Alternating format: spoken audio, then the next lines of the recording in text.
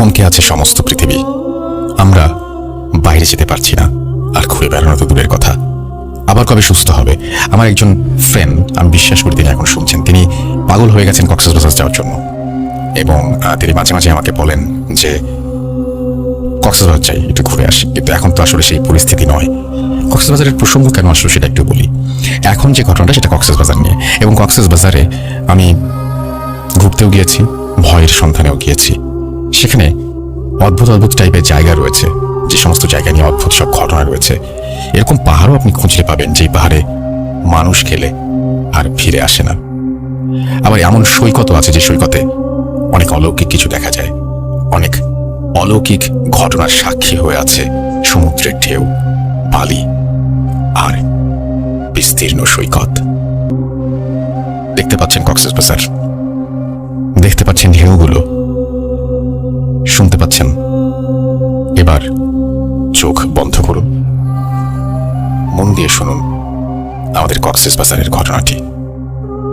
বাকি কথা পরেই বলি। আসসালামু আলাইকুম রাসেল ভাই, আমি ফয়সাল বলছি টেক্সাস ইউএসএ থেকে। আমার ওয়াইফ সামিয়া আপনার শোর অনেক বড় একজন ফ্যান এবং রেগুলার লিসনার। তো ওর রিকোয়েস্টে আজকে আমি আমার জীবনে ঘটে যাওয়া একটি ঘটনা শেয়ার করছি আপনাদের সাথে। ঘটনাটা আমার জীবনে ঘটে 2004-05 দিকে।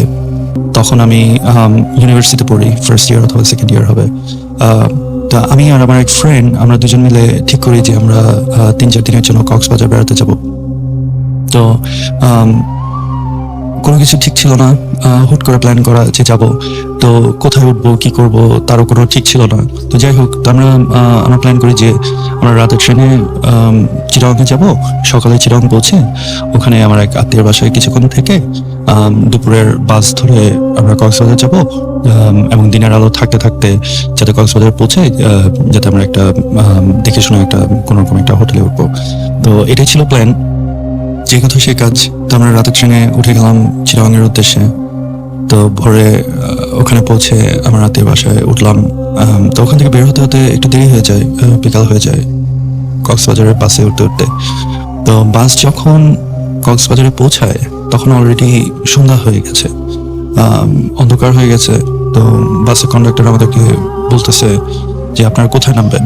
তো যেহেতু আমরা চিনি না যাই না, ফার্স্ট টাইম একা একা কক্সবাজার আসছি, তো আমরা বলতেছি যে আমাদেরকে একদম লাস্ট স্টপে নামাই দেন।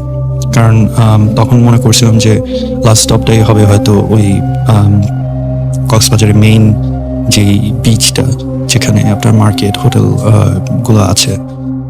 তো আস্তে আস্তে একে একে সব যাত্রী বাস থেকে নেমে গেল।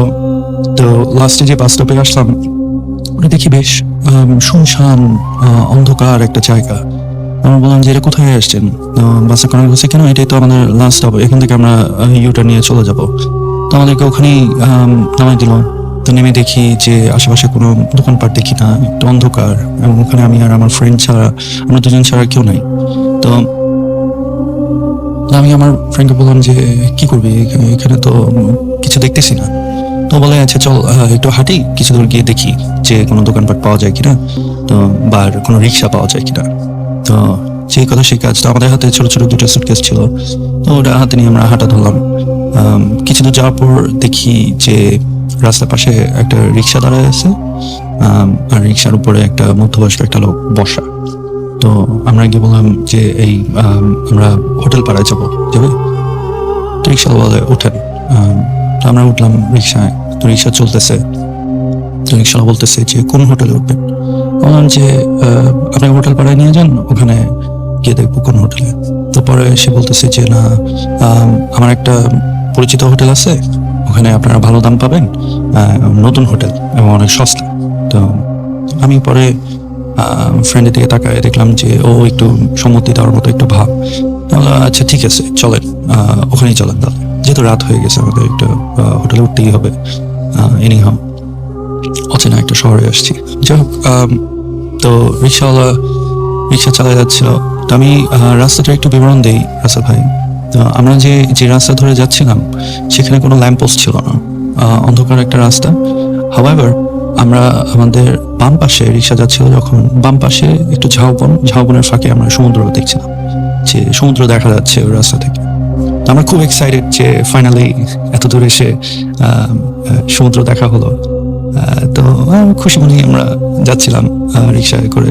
তো রিক্সা ওই সমুদ্রের পাড় ধরে রাস্তা দিয়ে যেতে যেতে প্রায় 15-20 মিনিট যাওয়ার পরে সে একটা রাইট টার্ন নেয়। রাইট টার্ন নিয়ে একটা গলির ভিতর ঢোকে।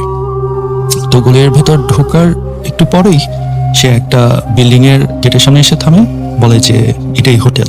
আমরা দেখি যে বেশ নতুন একটা বিল্ডিং, সামনে একটা মেইন গেটও নতুন চকচক করছে। হোটেলে কোনো নাম বা নেম প্লেট কিছু ছিল না। তো রিক্সাওয়ালাটা ওই গেটটা খুলে রিক্সা নিয়ে ভিতরে ঢুকে সামনে একটা বিল্ডিং, আপনার 4তলা বিল্ডিং এর মতো, ওখানে নিচে আপনার রিক্সাটা রাখে। তো আমরা নামার পরে ওকে ভাড়াটা দিয়ে দিলাম, দিয়ে আমরা রিসেপশনে গেলাম। গিয়ে দেখি যে আশেপাশে কোনো লোকজন নাই। তো ওখানে শুধু একটা লোক ফ্রন্ট ডেস্কে বসা, স্যান্ডো গেঞ্জি পরা, খুবই আনপ্রফেশনাল, খুবই ক্যাজুয়াল। আমরা বললাম, ভাই আপনার এখানে রুম হবে? তো লোকটা আমাদের দিকে তাকায়, একটু অবাক, মনে হলো যে একটু অবাক হয়ে গেল আমাদের দিকে তাকায়। তো বলতেছে যে আপনারা কয় রাত থাকবেন? বললাম যে আমরা 2 রাত থাকবো, রুম আছে নাকি? তো সে বলতেছে যে হ্যাঁ আছে।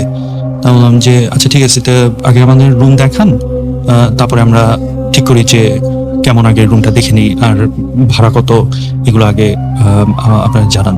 তো সে বলতেছে আচ্ছা ঠিক আছে, তাহলে রুম দেখে নেন, তারপরে ভাড়া নিয়ে আমরা কথা বলবো। তো সে বের হয়ে বলতেছে যে আসেন, এলিভেটরের দিকে নিয়ে গেল। তো বলতেছে যে আপনাদের লাগেজ রেখে আসেন। হ্যাঁ, লাগেজ নিয়ে খামোখা টানাটানি করবেন, লাগেজটা রেখে আসেন। তা আমি আমার ফ্রেন্ড দিকে তাকালাম। ও বলতেছে যে না না না, লাগেজ রাখবো না, লাগেজ আমাদের সাথে থাকবে। তো অলরেডি আমরা ওই লোককে দেখে একটু ম্যাচ খারাপ হয়ে গেছে যে কি ব্যাপার, হোটেলে আসলাম, এখানে হোটেলে কোনো লোকজন নাই, যে বসা সে আবার জামা কাপড় ঠিক মতো গায়ে নাই, কোথায় আসলাম এটা। তো এখন যাই হোক, তো সে আমাদেরকে এলিভেটরে করে উপরে নিয়ে গেল রুম দেখানোর জন্য।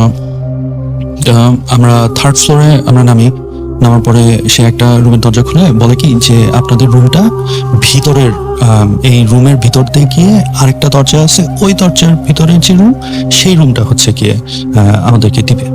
তো এটা শুনে আমরা দুজনে খুব খটকা লাগলো, কি ব্যাপার, রুমের ভিতর রুম, এটা আবার কি? যাই হোক, তো সে রুমে নক করে রুমের দরজা খোলে। তো দরজা খোলার পর আমরা ভিতরে উঁকি মেরে দেখি যে ওই রুমের মধ্যে একটা ফ্যামিলি বসা, তার একটা মধ্যবয়স্ক একজন লোক, একটা মহিলা, আর 7-8 বছরের একটা বাচ্চা, একটা ছেলে। এরা বিছানার উপর বসা, তিনজনই আমাদের দিকে তাকায় আছে এবং এক দৃষ্টিতে তাকায় আছে তিনজনই, কেউ কোনো কথা বলতেছে না, আমাদের দিকে জাস্ট ঠায় তাকায় আছে। তা এখন ওই রিসেপশনের লোকটা বলতেছে যে ওই ভিতরের রুমে যান, ওই রুমের ভিতরে হচ্ছে গিয়ে আপনাদের রুমটা। তা এখন আমি আমার ফ্রেন্ডের দিকে তাকাই, ও আমার দিকে তাকায়, দুজনে কেউই ইচ্ছা করতেছে না যে এই রুমের ভিতর দিয়ে যাবো, এখানে একটা ফ্যামিলি বসা, সবাই তাকায় আছে। এর ভিতরে আবার আরেকটা রুম, ওই রুমটা হবে হচ্ছে কি আমাদের, মানে অলরেডি একটা নেগেটিভ একটা ভাইব পাওয়া শুরু করতেছিলাম যে সামথিং ইজ নট রাইট। তা আমার ফ্রেন্ড বলে কি যে তুই গিয়ে ভিতরে দেখায়, আমি বাইরে দাঁড়াই। এখন ওই ক্যাটাকে বলতেছে যে না আপনারা দুজনেই যান, সমস্যা কি, দুজনেই দেখে আসেন। আমার ফ্রেন্ড বলে যে না, আমাকে বলতেছে যে তুই গিয়ে একটু দেখায়। তো আমি রুমের ভিতরে ঢুকি। ঢোকার পর যখন বেডটা ক্রস করে আমি এদিকে আসি, দেখি যে ওই যে ফ্যামিলিটা ভিতরে রুমের ভিতরে বসা, এরা ঘুরে আমার দিকে তাকায় আছে, মানে ওদের চোখ আমাকে ফলো করতেছে। তো আমি ওই রুমটা ক্রস করে ওই পাশে যে ডোরটা, আরেকটা রুমের যে ডোরটা খুলে আমি জাস্ট ভিতরে একটু উঁকি মেরে দেখি যে নর্মাল পরিপাটি একটা রুম, একটা বেড, একটা ডেস্ক আছে, I think that's about it. তো আমি আর রুমের ভিতরে আমি আর ঢুকি না। তো আমি জাস্ট মাথাটা একটু উঁকি মেরে, লাইট জ্বালায় একটু উঁকি মেরে আমি জাস্ট দেখে আমি বের হয়ে আসি। তো বের হয়ে এসে আমি আমার ফ্রেন্ড, আমরা দুজনেই ওই রুম থেকে বের হয়ে আমরা হোটেলের করিডোরে এসে দাঁড়াই। তো দাঁড়ানোর পরে তখন ওই যে রিসেপশনিস্ট, সে বলতেছে যে আপনাদের কি রুম পছন্দ হয়েছে, আপনি কি এখনই উঠবেন? আমরা বলতেছি যে আপনার রুমের ভাড়া কত। তো সে তখন বলতেছে ভাড়া 150 টাকা, কিন্তু আপনারা বললে এটা 100 টাকায়, আপনারা যদি 2 রাত থাকেন তাহলে 100 টাকা, 200 টাকা দিবেন। তখন আরো একটু সন্দেহ হয় আমাদের যে লাইক নতুন একটা বিল্ডিং, নতুন হোটেল, 100 টাকা per night, it's too cheap. I mean আমরা অন্যান্য ফ্রেন্ডরা যারা কক্সবাজার এসে ঘুরে গেছে, তো ওরা বলছে 200-300 টাকার নিচে হোটেলের রুম পাওয়া যায় না, তাও পুরোনো হোটেলগুলো। তো সেখানে সে এত কমিয়ে দিতে চাচ্ছে, তো তখন একটু সন্দেহ হয়। তো আমি আমার ফ্রেন্ডের কানে কানে বলি যে নিচে চল, নিচে গিয়ে একটু কথা বলি। তো তখন আমি বললাম যে আচ্ছা ঠিক আছে, নিচে চলেন, নিচে গিয়ে আমরা ডিসাইড করি যে আমরা থাকবো বুকের উপর। তো তখনই ওই রিসেপশনিস্ট বলতেছে যে আমাদের কেয়ারটেকার আছে, সে আপনাদের লাগেজ নিয়ে রুমে সেট করে দিবে, আপনারা নিচে চলেন, গিয়ে আমরা আপনার রুমটা বুকিং দিয়ে দিব। তো তখন দেখি যে সিঁড়ি দিয়ে বেশ দারোয়ানের ড্রেস পরা একটা লোক সে সিঁড়ি দিয়ে উঠে এসে আমাদের লাগেজ উঠানোর জন্য আসতেছে। তো যেই ড্রেস পরা লোকটা, তাকে দেখে আমার মনে হচ্ছে লোককে আমি কোথায় যেন দেখছি। তো চেহারাটা চেনা চেনা লাগতেছে। তো তাকে আর আমাদের লাগেছে, আমরা বলছি যে না, আগে নিচে চলেন, আমরা নিচে গিয়ে করি, নিচে গিয়ে কথা বলি। তখন সে আমাকে বলতেছে, ওই রিসেপশনিস্ট বলতেছে যে না, আপনারা তো রুম দেখে ফেলছেন, আপনাদেরকে তো এখন উঠতেই হবে। সে ইনসিস্ট করা শুরু করছে।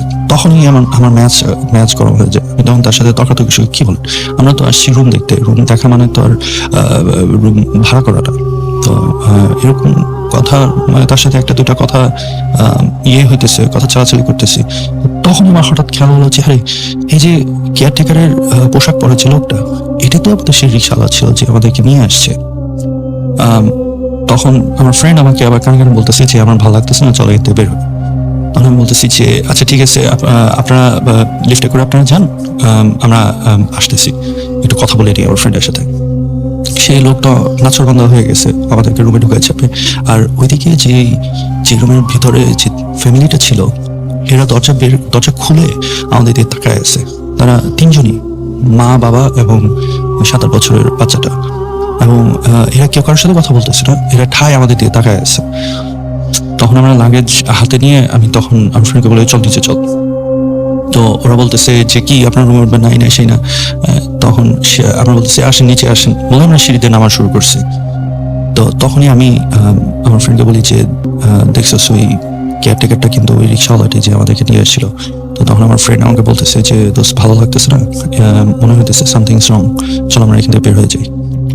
আমরা সিঁড়িতে যখন লাস্ট, মানে আমরা 3 তলায় ছিলাম, তো যখন 2 তলা পর্যন্ত নেমে লাস্টের কয়েকটা ধাপ বাকি, তখনই দেখি যে হঠাৎ বিল্ডিং এর পাওয়ার চলে গেল। তখন আমার প্রচন্ড ভয় লাগে যে কি হইতেছে, এরকম কেন হচ্ছে। আমি তখন আমার ফ্রেন্ডকে বলি যে চলো আর নিচে দাঁড়াবো না, হোটেল থেকে বের হয়ে যাই। পাওয়ার চলে গেছে। তো আমরা যখন সিঁড়িতে নামছি, সিঁড়িতে নামার পর সিঁড়ি থেকে বের হয়ে আমি আসলে বুঝতেছিলাম না যে কোন দিকে মেইন রোডটা ছিল, কারণ আমরা ওঠার সময় তো আমরা এলিভেটর দিয়ে উঠি। তো সিঁড়িতে নামার পরে আমি বুঝতেছিলাম না যে আসলে ফ্রন্ট ডেস্কটা কোন দিকে ছিল। তো আমি আমার ফ্রেন্ডকে বলতেছি যে দেখ, অন্ধকারে হারা যাস না, তুই ইয়ে কর, চল আমরা সামনের দিকে আগে যেদিকে আলো পাই ওদিকে যাই। হ্যাঁ, তো তখন তো এত ফ্ল্যাশলাইট কিছু ছিল না আমাদের সেলফোনে। তো আমরা আসলে মোটামুটি অন্ধকারের মধ্যেই হাতড়াহাতড়ি করতেছিলাম যে কিভাবে বের হবো এখন। তো তখন আমার ফ্রেন্ড বলে ও যে ওইদিকে আলো দেখা যাচ্ছে, ওদিকে চল। তো আমরা ওদিকে হাঁটা দিই, এবং হাঁটা দেওয়ার সময় একটু আগাতে গিয়ে আমি একটা জায়গায় একটু বাড়ি খাই। তো বাড়ি খাওয়ার পরে তখন অন্ধকারে আমি হাতে যেখানে বাড়ি খেলাম সেখানে মনে হলো যে ওটা ফ্রন্ট ডেস্কই ছিল।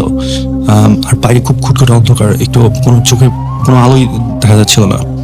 তখন আমার ফ্রেন্ড আবার এক পাশ থেকে বলতেছে তো আমি মেইন ডোর পাইছি। তো আমি বলছি কি চলো বের হই এখান থেকে। তো আমি আমার ফ্রেন্ডের ভয়েস ফলো করে আমরা ওখান থেকে বের হলাম। তো ও যখন গেট খুলে বের হলো, বের হওয়ার পরে আমরা দুজনেই অনেক বড় রকমের একটা শক খেলাম। এবং আমার ফ্রেন্ড বলতেছে আমরা কি এখানেই আসছি?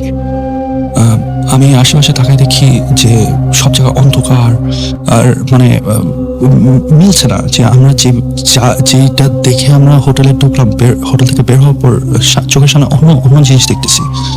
তো তখন আমরা ওই হোটেলের এন্ট্রান্স থেকে একটু সামনে আগে এসে মেইন গেটের দিকে যাব। মেইন গেটের থেকে তখন আমি মেইন গেটটা ধরে আমি ওটা ওপেন করতে নেই। আমি তখন দেখি যে মেইন গেটটা অনেক পুরোনো জং ধরা। আমার কাছে মনে হলো যে এটা তো পুরোনো জং ধরা হবে কেন, কারণ আমরা ঢোকার সময় তো দেখলাম যে brand new building, brand new gate, সব চকচক করতেছে। কিন্তু মেইন ডোর যখন আমি হাত ধরে খোলার চেষ্টা করতেছি তখন দেখি যে জং ধরা এবং পুরোনো, মানে কোনো কিছু মেক সেন্স করতেছে না। তো আমি গেট খুলে আমি আমার ফ্রেন্ডকে বলি তুই বের হও, আমি বের হচ্ছি। তো ও বের হয়ে যায় মেইন গেট দিয়ে। তো আমি যখন হব তখন আমি একটু ঘুরে আমি পিছনে তাকানোর পর যেটা দেখলাম রাসেল ভাই, আমি আসলে ওটার জন্য প্রস্তুত ছিলাম না। দেখি যে আমরা যে বিল্ডিং থেকে বের হয়েছি সেটা আসলে কোনো চারতলা হোটেল বিল্ডিং ছিল না, এবং ওটা কোনো নতুন কোনো কনস্ট্রাকশনই ছিল না। এটা একটা পুরোনো একটা ভাঙাচোরা একটা বাড়ি, এবং পুরোনো বলতে বেশ পুরোনো, যে জায়গায় জায়গায় ইট বের হয়ে আসছে, প্লাস্টার খসে পড়ছে, একটা বাড়ি। এবং ঠিক যেই জায়গা থেকে, যেই ডোর থেকে হোটেলের মেইন এন্ট্রান্স থেকে আমরা বের হয়ে আসছি, সেখানে ওই কেয়ারটেকারটা দাঁড়ায় আমাদের দিকে তাকায় ছিল। আমি আমার ফ্রেন্ডের দিকে তাকায় আমি বলতেছি তোরতে।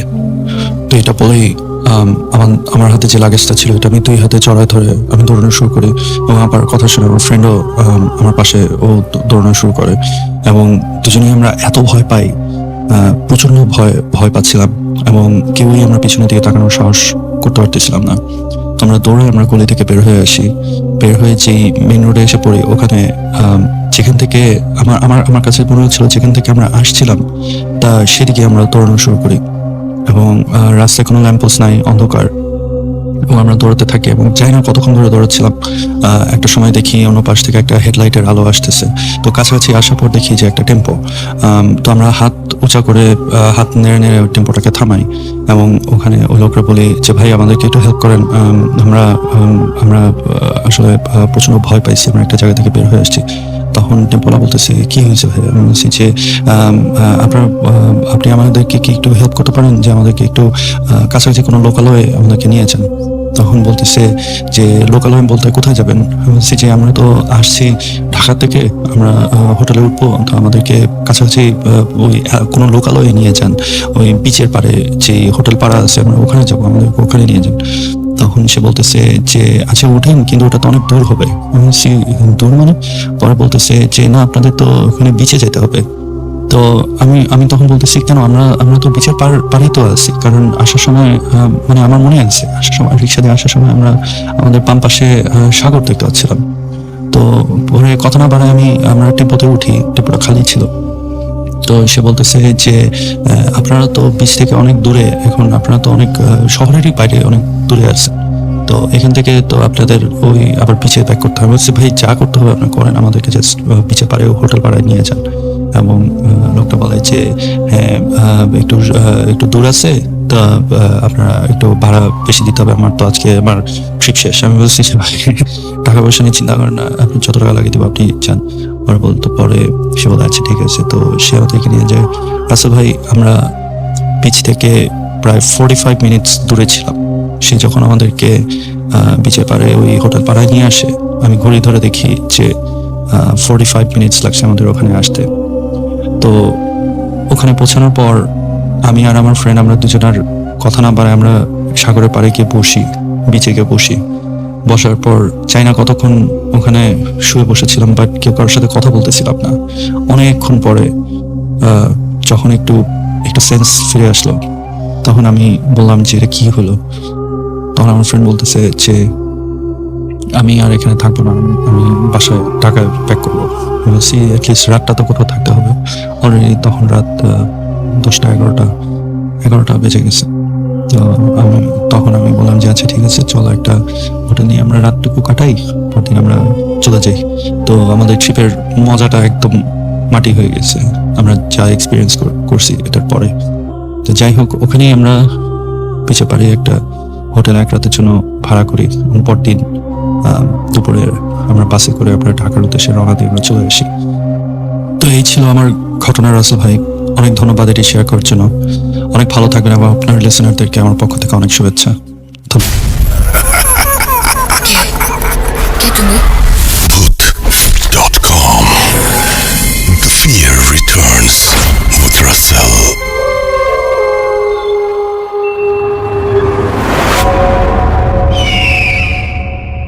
আরও একবার আপনাদের সবাইকে স্বাগত জানাচ্ছি আমি রাসেল এবং শুনছেন ভূত.com। আজকে 22তম এপিসোড চলছে স্বাধীন মিউজিক অ্যাপে। আপনারা যারা এই মুহূর্তে আমাকে মেসেজ পাঠাচ্ছেন, আমি প্রত্যেকটাই দেখতে পাচ্ছি এবং আপনাদের মেসেজের উত্তর দেই আমি সবসময়, সেটা আপনারা জানেন। সুতরাং আমি চাইবো যে আপনারা মেসেজ করে যান এবং একটু কাইন্ডলি প্লিজ সবাইকে জানাবেন যে ভূত.comটা স্বাধীন মিউজিক অ্যাপে হয় এবং এইখানে যেন সবাই এসে শোনেন। এবং সবাইকে অনুরোধ করছি বেশি বেশি করে ঘটনা পাঠানোর। আমরা প্রচুর ঘটনা চাই, আরও অসংখ্য অনেক অনেক ঘটনা চাই প্রতিদিন। মানে যত বেশি ঘটনা পাঠাবেন তত বেশি আমাদের ভূত.comকে সামনে এগিয়ে নিয়ে যাওয়া সম্ভব হবে। এখন যে ঘটনাটা বলবো সেই ঘটনাটা আসলে খুবই অদ্ভুত টাইপের। আপনারা কখনো শুনেছেন যে মানুষের ঘরে জিনের বাচ্চা হয়? একটা অদ্ভুত টাইপের ঘটনাটা বেশ অন্যরকম। শুনুন মন দিয়ে এবং আমাকেও আপনারা এরকম ঘটনা পাঠান। আমাদের ইমেল অ্যাড্রেস হচ্ছে russell.bhoot.com@gmail.com।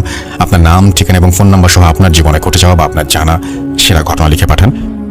ঘটনা শুরুতে অবশ্যই উল্লেখ করুন যে ঘটনাটি আপনি স্টুডিওতে এসে শেয়ার করতে চান নাকি আপনি চান আপনার ঘটনা আমরা পড়ে শোনাই। যারা দেশের বাইরে হচ্ছেন তারা সরাসরি অডিও ক্লিপ পাঠাতে পারেন বা লিখেও পাঠাতে পারেন ঘটনাটি। এখন যেটা করব, সরাসরি চলে যাব আমাদের পরবর্তী ঘটনায়। আশা করছি সাথেই থাকবেন। আসসালামু আলাইকুম রাসেল ভাই, আশা করি আপনার শ্রোতা এবং ভক্তরা সবাই ভালো আছে। আপনার কথা জিজ্ঞাসা করলাম না, কেননা আমরা সবাই জানি আপনি সবসময় ভালোর দলে। আমি সাইফুল ইসলাম, বর্তমানে ঢাকার খিলক্ষেতে বসবাস করছি। আজকে আমি কোনো গল্প শেয়ার করব না, আমি একটি ঘটনা শেয়ার করব। ঘটনাটি শুরু করার পূর্বে শ্রোতাদের উদ্দেশ্যে বলতে চাই, ঘটনাটির কিছু কিছু অংশে আপনাদের কাছে অবিশ্বাস্য মনে হতে পারে। সেক্ষেত্রে আমি রাসেল ভাইয়ের সাথে তাল মিলিয়ে বলতে চাই, বিশ্বাস করা বা না করাটা সম্পূর্ণ আপনাদের ব্যাপার। ঘটনাটি আজ থেকে 57 বছর পূর্বের আমার বাবার সাথে ঘটে যাওয়া। আমার দেশের বাড়ি হচ্ছে ব্রাহ্মণবাড়িয়া জেলায়। কথা না বাড়িয়ে আমি সরাসরি ঘটনায় চলে যাচ্ছি। ঘটনাটি আমাদের গ্রামের মুরব্বীরা সবাই জানে। আমি রিকালেকশন করেছি আমার এক শ্রদ্ধেয় বড় চাচার কাছ থেকে। আমার আব্বু যখন জন্মগ্রহণ করে তখন বিকাল প্রায় আনুমানিক 4টা থেকে 5টা হবে। জন্মের পর থেকে একটা সমস্যা দেখা দিয়েছিল যে আমার বাবা তখন তার মায়ের দুধ পান করছিল না, শুধু চিৎকার করছিল। এরকম করে প্রায় রাতের 8টা থেকে 9টা পর্যন্ত বেজে যায়। তখন পাড়ার সবাই বলে বিষয়টা স্বাভাবিক মনে হচ্ছে না, তুমি বরং এক কাজ করতে পারো, আমাদের বড় মসজিদ থেকে, ওই বড় মসজিদের হুজুরের কাছ থেকে তুমি একটা তাবিজ জানতে পারো। রাসেল ভাই, বলে রাখা ভালো, আজ থেকে 50 থেকে 60 বছর পূর্বে মানুষের আস্থা এবং ভরসার জায়গা কিন্তু ছিল হুজুর, কবিরাজ। মানুষ কিন্তু প্রথমত হুজুর বা কবিরাজের কাছেই চিকিৎসা নিত। পরবর্তীতে যখন বিষয়টা সিরিয়াস পর্যায়ে চলে যেত তখন ডাক্তারের শরণাপন্ন হতো। বেশিরভাগ ক্ষেত্রেই ডাক্তার এবং কবিরাজরাই মানুষের চিকিৎসা দিয়ে থাকতো। তো সবার কথা অনুযায়ী আমার দাদা আমাদের গ্রামের বড় যে মসজিদ, সেটা আমাদের বাড়ি থেকে প্রায় 1 কিলোমিটার দূরে হবে, সেই মসজিদে হুজুরের কাছে যায় তাবিজ জানার জন্য। তো হুজুরের কাছে যখন যায়, যেতে যেতে প্রায় তখন রাতের আনুমানিক 11টা বেজে যায়। তো যাওয়ার পর হুজুরের কাছে সব বিস্তারিত ঘটনা বলে যে জন্মগ্রহণ করার পর থেকে সে চিৎকার করছে এবং মায়ের বুকের দুধ পান করছে না। তো হুজুর সম্পূর্ণ ঘটনাটি শুনে আমার দাদাকে একটা তাবিজ দেন। দেওয়ার পরে বলে যে তাবিজটা তোমাকে নিয়ে যেতে হবে, কিন্তু নেওয়ার সময় দেখবা যখন যদি তোমাকে কেউ পিছন থেকে ডাক দেয় বা কোনো ডিস্টার্ব করে বা কোনো কারণে বাধাগ্রস্ত করতে চায় তোমাকে, তুমি কিন্তু কোনোক্ষণই পিছন দিকে তাকাতে পারবে না। আর যদি কোনো কারণে তুমি তাবিজটা হারিয়ে ফেলো তাহলে কিন্তু সেটা আমার আয়ত্তের বাইরে চলে যাবে, পরবর্তীতে আমি এই বিষয়ে কিছু করতে পারবো না। লোকমুখে প্রচলিত আছে আমার দাদা খুব শক্তিশালী এবং সাহসী মানুষ ছিল। 2 থেকে 3 জনের কাজ উনি নিজে একাই করতে পারতো। যদিও আমার দাদাকে দেখার সৌভাগ্য আমার হয়নি। বলে রাখা ভালো, আমার দাদা হুজুরের কাছে যাওয়ার সময় একটা লাঠি নিয়ে গিয়েছিল, যেটা সবসময় আমার সাথেই থাকতো। তাবিজ নিয়ে মসজিদ থেকে রওনা হতে হতে প্রায় রাতের আনুমানিক 12টা বেজে যায়। তখন আমার দাদা ভাবলো রাস্তা দিয়ে না গিয়ে যদি আমি শর্টকাটে যাই, মানে যদি জমির মাঝখান দিয়ে যাই, হয়তো আমার সময় অনেকটাই সেভ হবে। তো তারপর আমার দাদা তাবিজ নিয়ে বাড়ির উদ্দেশ্যে রওনা হলো। বাড়ির উদ্দেশ্যে রওনা হওয়ার পর যখন মাঝ বরাবর যখন আসলো, বাড়ি এবং মসজিদের মাঝ বরাবর, তখন পিছন দিক থেকে অনেক কোলাহল, চিৎকার চেঁচামেচি, অনেক কোলাহল শুরু হলো। তো হুজুরের কথা অনুযায়ী দাদা পিছনের দিকে তাকান না, তো সামনের দিকে হাঁটতে থাকেন। তখন এক পর্যায়ে পিছন থেকে পরিচিত একজন লোক দাদাকে ডাক দেয়, এত রাতে তুমি কোথায় যাচ্ছ? তখন আমার দাদা ভাবলো, যাক পরিচিত একজন তাহলে পাওয়া গেল। যখনই দাদা পিছনের দিকে তাকায় তখন দেখে যে যিনি ডাক দিয়েছেন তিনি আসলে তার পরিচিত কেউ না, একটা অবয়ব। তো ওই অবয়বটার পাশে আরো অনেকগুলো অবয়ব ধীরে ধীরে মিলিত হচ্ছিল। তো এক পর্যায়ে ওরা আমার দাদাকে অ্যাটাক করে। তো আমার দাদা যেহেতু খুব সাহসী মানুষ ছিল, সেও তাদের সাথে এক প্রকার মানে ঝগড়া কি বলবো, ধস্তাধস্তিতে লিপ্ত হয়। যদিও ওরা অনেক সুপার ন্যাচারাল, ওদের সাথে তো আর যুদ্ধ করে পারা যায় না। শেষ পর্যন্ত আমার দাদা জীবন বাঁচানোর তাগিদে বাড়ির দিকে ভোঁ দৌড় দেয় এবং বাড়িতে এসে চিৎকার দিয়ে বাড়ির উঠোনে বেহুশ হয়ে পড়ে যায়। পরবর্তীতে বাড়ির সবাই দাদার মাথায় পানি ঢেলে দাদাকে হুঁশ ফেরান এবং সমস্ত ঘটনা জানতে চান। তো আমার দাদা সম্পূর্ণ ঘটনা সবাইকে বলে এবং তাড়াহুড়া করে লুঙ্গির গিট যেখানে আমরা বাঁধি সেখানে তাবিজটা খোঁজার চেষ্টা করে, কিন্তু উনি দেখতে পান যে লুঙ্গির গিট যেখানে আছে সেখানেই আছে, সবকিছু ঠিকঠাকই আছে, কিন্তু তাবিজটা আর পাওয়া যাচ্ছিল না। ওইদিকে আমার আব্বুর অবস্থা আগে যা ছিল তাই, চিৎকার চেঁচামেচি, মায়ের দুধ পান করছে না, এভাবেই ওই রাতটা কেটে যায়। পরের দিন যখন আবার হুজুরের কাছে যাওয়া হয়, হুজুর তখন বলে, আমার পক্ষে কিছু আর করা সম্ভব না, তোমার বাচ্চাকে হয়তো অন্য কোনো কিছু আসর করেছে, সেটা আমার পক্ষে কোনো সমাধান দেওয়া সম্ভব না।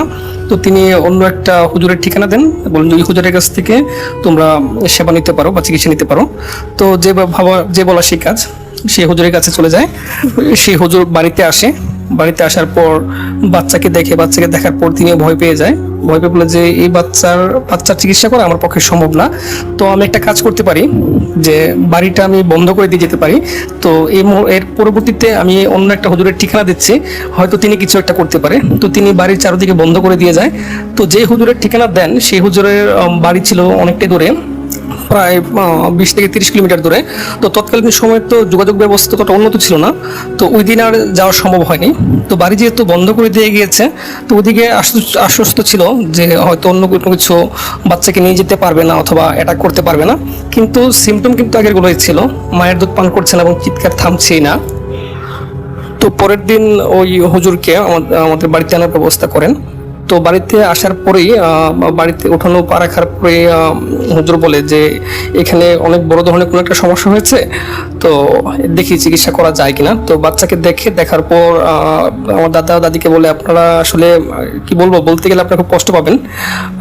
আপনারা যে বাচ্চাটা এখন দেখতে পাচ্ছেন সেই বাচ্চাটা কিন্তু আপনাদের না, সেটা জিনের বাচ্চা। আপনাদের বাচ্চাকে ওরা জন্মগ্রহণ করার পরেই নিয়ে গিয়েছে। এখন যে বাচ্চাটা আপনাদের কাছে আছে সেটা আপনার কাছে থাকবে না, যে কোনো মুহূর্তে ওরা এটা নিয়ে যাবে। এই কথা শোনার পর হুজুরের কথা কেউ বিশ্বাস করতে চায় না। তো হুজুর না প্রমাণস্বরূপ হাত পা বা বিভিন্ন কিভাবে যেন মাপযোগ করে প্রমাণ দেয় যে আসলে সেটা মানুষের বাচ্চা না। আর বলা হয় যে যদি মানুষের বাচ্চা হতো তাহলে তখন সে না খেয়ে থাকতে পারতো না, কিছু না কিছু সে একটা মুখে দিত। একজন জিনের বাচ্চা হিসেবে সে মানুষের দুধ পান করবে না। তো আমি একটা সমাধান দিতে পারি, এটা খুব রিস্কি হয়ে যাবে। যদি আপনারা চান না, হয়তো আপনাদের বাচ্চা যদি আল্লাহ চায় তাহলে ফিরিয়ে দিয়ে যেতে পারে ওরা। তো হুজুর যে প্রসিডিউরের কথা বলে সেটা অনেকটাই ভয়ঙ্কর। কোনো বাবা মাই সৎ জ্ঞানে তার নিজের বাচ্চা বলেন আর যাই বলেন, নিজের বাচ্চাকে কখনো এরকম ঝুঁকির মুখে ফেলতে চাইবে না। তারপরেও সর্বশেষ চিকিৎসা হিসেবে হুজুরের কথাই তারা মানতে বাধ্য হয়, কেননা সেটা 2 থেকে 3 দিন পার হয়ে গিয়েছিল। তো হুজুরের প্রসিডিউরটা ছিল এরকম যে দোলনার মতো কিছুর মধ্যে একটা করে বাচ্চাকে সন্ধ্যার পর বাঁশঝাড়, যেটা বলে বাঁশঝাড়, সেই বাঁশঝাড়ের মধ্যে ঝুলিয়ে দিয়ে আসতে হবে। ঝুলিয়ে দিয়ে আসার পর কেউ দরজা জানালা কেউ কোনো কিছু খুলতে পারবে না, বাচ্চা ওই বাঁশঝাড়ের মধ্যে থাকবে। তো যতক্ষণ না পর্যন্ত বাচ্চার কান্না থেমে যায় ততক্ষণ পর্যন্ত কেউ ঘর থেকে বের হতে পারবে না। তো শেষ পর্যন্ত উপায় না দেখে সেই প্রসিডিউরের দিকে আগায় সবাই।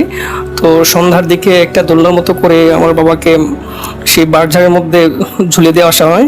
তো শ্রোতাদেরকে আগে বলেছিলাম এই বিষয়টা আপনার কাছে একটু অবিশ্বাস্য মনে হতে পারে, তো এটাই ছিল বাস্তব। তো ঝুলিয়ে দিয়ে আসার পর তো আমার দাদি এবং দাদা ওরা তো খুব কান্নাকাটি, যে নিজের বাচ্চা বাজারের মধ্যে কান্নাকাটি করছে, এটা কীভাবে মেনে নেওয়া আসলে অনেকটা কষ্ট করছিল। তো এভাবে অপেক্ষার প্রহর গুনতে থাকে যে কখন বাচ্চার কান্নার আওয়াজ কমবে। তো কান্নার আওয়াজ তো ওরা শুনতেই পাচ্ছিল ঘর থেকে, কিন্তু হুজুরের নির্দেশ অনুযায়ী, হুজুর বাড়িতেই ছিল, হুজুরের নির্দেশ অনুযায়ী দরজা জানালা কেউ খুলে নেয়। তো আনুমানিক রাত 12টা কি 1টার দিকে হঠাৎ করে কান্নার আওয়াজ থেমে যায়। তো হুজুরকে বলা হয় যে এখন তো আমরা কান্নার আওয়াজ শুনতে পাচ্ছি না, এখন কি আমরা বাচ্চাটাকে আনতে পারি কিনা। হুজুর বলে যে হ্যাঁ, এখন আপনারা আনতে পারেন। তো বেঁচে আছে কিনা মরে আছে সেটা যায় না, যদি বেঁচে থাকে তাহলে নিশ্চিত ধরে নেবেন যে আপনাদের বাচ্চাটাকে ওরা ফিরিয়ে দিয়ে গিয়েছে। তো 12টার পরে যখন কান্না থেমে গেল তখন তাড়াহুড়া করে সবাই যায় এখানে, গিয়ে বাচ্চাটাকে নামিয়ে আনে। তখন দেখা যাচ্ছে যে বাচ্চাটা জীবিত আছে, নড়াচড়া করছে, কিন্তু কান্না করছে না। তো যখনই মায়ের কাছে আনা হয় বা মানে আমার দাদির কাছে যখন আনা হয়, তখন সে স্বাভাবিক বাচ্চাদের মতোই দুধ পান করতেছে, মানে কোনো কান্নাকাটি করতেছে না, অনেকটাই সুস্থ। তো আমরা সবাই মনে করেছিলাম ঘটনাটা হয়তো এখানে হয়তো শেষ, কিন্তু ঘটনাটা এখানে শেষ হয়নি। ঘটনাটা আরেকটু সামনের দিকে এগিয়ে যায়, যেটা আমাদের জীবনের উপর অনেকটা বড় ইম্প্যাক্ট তৈরি করে। আমাদের জীবনের উপর ইম্প্যাক্ট তৈরি করে অনেক বছর পর। আমার বাবার শৈশব কৈশোর সব ঠিকভাবে ছিল। তো যখন আমার বাবা যখন বিয়ে করার পর আমার বড় বোন হয়, বড় বোন হওয়ার পর থেকে সমস্যাটা দেখা দেয়। সেটা হচ্ছে আমার বাবা হঠাৎ করে একদিন নিখোঁজ হয়ে যায়। অনেক খোঁজাখুঁজির পরেও প্রায় 1-2 বছর পর্যন্ত কোনো খোঁজ খবর পাওয়া যায়নি। তো 2 বছর পরে উনি আপনি আমাদের বাড়িতে ফিরে আসার পর যখন সবাই জিজ্ঞাসা করা হয় তুমি কোথায় ছিলা, কোথায় গেছিলা তোমার বাচ্চা রেখে, তখন আমার বাবা কিছুই বলতে পারে না। তো আবার স্বাভাবিক জীবনযাপন করতেছে। এরকম করার পর আবার 3 বছর পর আবার সে নিখোঁজ হওয়ার পর সেই মুহূর্তে আমি জন্মগ্রহণ করি অবশ্য। তো নিখোঁজ হওয়ার পর আমি জন্মের পর আমি আমার বাবাকে দেখতে পাইনি, হয়তো সবাই যেটা বলে যে আমার বাবা ছিল না আমার পাশে। তো আবার আমার বয়স যখন 3 বছর হয় তখন আবার উনি আবার ফিরে আসার পর তো সবাই বলে যে প্রথমবার এরকম একবার করেছিল, সে এখন আবার এরকম সে নিখোঁজ হয়ে যায়। কিন্তু অবাক করার বিষয় হচ্ছে সে আসার পরে উনি কিছু বলতে পারেন। উনি বলতেছে কই, আমি তো কোথাও যাই নাই, আমি তো সকালে ঘর থেকে বের হলাম, আমি আজকে বাসায় আসলাম। ইনফ্যাক্ট আমি যে জন্মগ্রহণ করেছি সেটাও উনি মানে জানে না, যে ওনার বাচ্চা জন্মগ্রহণ করেছে, মানে সে অবাক, মানে এই ছেলে কোথা থেকে আসলো ইত্যাদি ইত্যাদি। তো রাসেল ভাই এভাবেই চলছিল 2 বছর 3 বছর পর নিখোঁজ, আবার 1 বছর পরে ফিরে আসা। তো রাসেল ভাই আমার বয়স এখন 30 বছর, আমি ঢাকাতে একটা মাল্টিন্যাশনাল বাইং হাউসে জব করছি। তো দুঃখের বিষয় হচ্ছে আজ থেকে 3 বছর আগেও আমার বাবা সে একইভাবে বাড়ি থেকে বের হয়ে যায়। তো বাই দিস টাইম আমার মাও মারা যায়। তো বের হয়ে যাওয়ার পর আমরা ভেবেছিলাম হয়তো 1-2 বছর পর হয়তো আবার ফিরে আসবে আগের মতোই, কিন্তু আজকে প্রায় অনেক দিন হয়ে গেল বাবার কোনো খোঁজ খবর পাচ্ছি না। তো এখন পর্যন্ত আমরা সেই অপেক্ষায় আছি, হয়তো সে আবার ফিরে আসবে। নিখোঁজ সংবাদ দিয়েছি আমি পত্রিকায়, হয়তো আগের দিনে পত্রিকার মধ্যে কোনো সংবাদ দেওয়া হতো না, কিন্তু আমি দিয়েছি, কিন্তু কোনো রেসপন্স পাইনি। তো আপনাদের সবার কাছে দোয়া চাইছি যেন আমি আমার বাবাকে আবার ফিরে পাই। ভূত.com দীর্ঘজীবী হোক। রাসেল ভাই আপনাকে অসংখ্য ধন্যবাদ।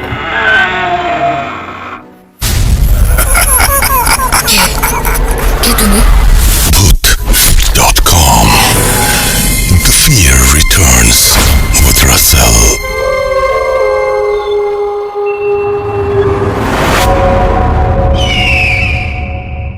আমি জানি আপনাদের কাছে ঘটনার কোনো অভাব নেই, এবং এই সময়টা গেলে তার এই সময়টা আসবে না, পরে আবার ব্যস্ত হয়ে যাবেন।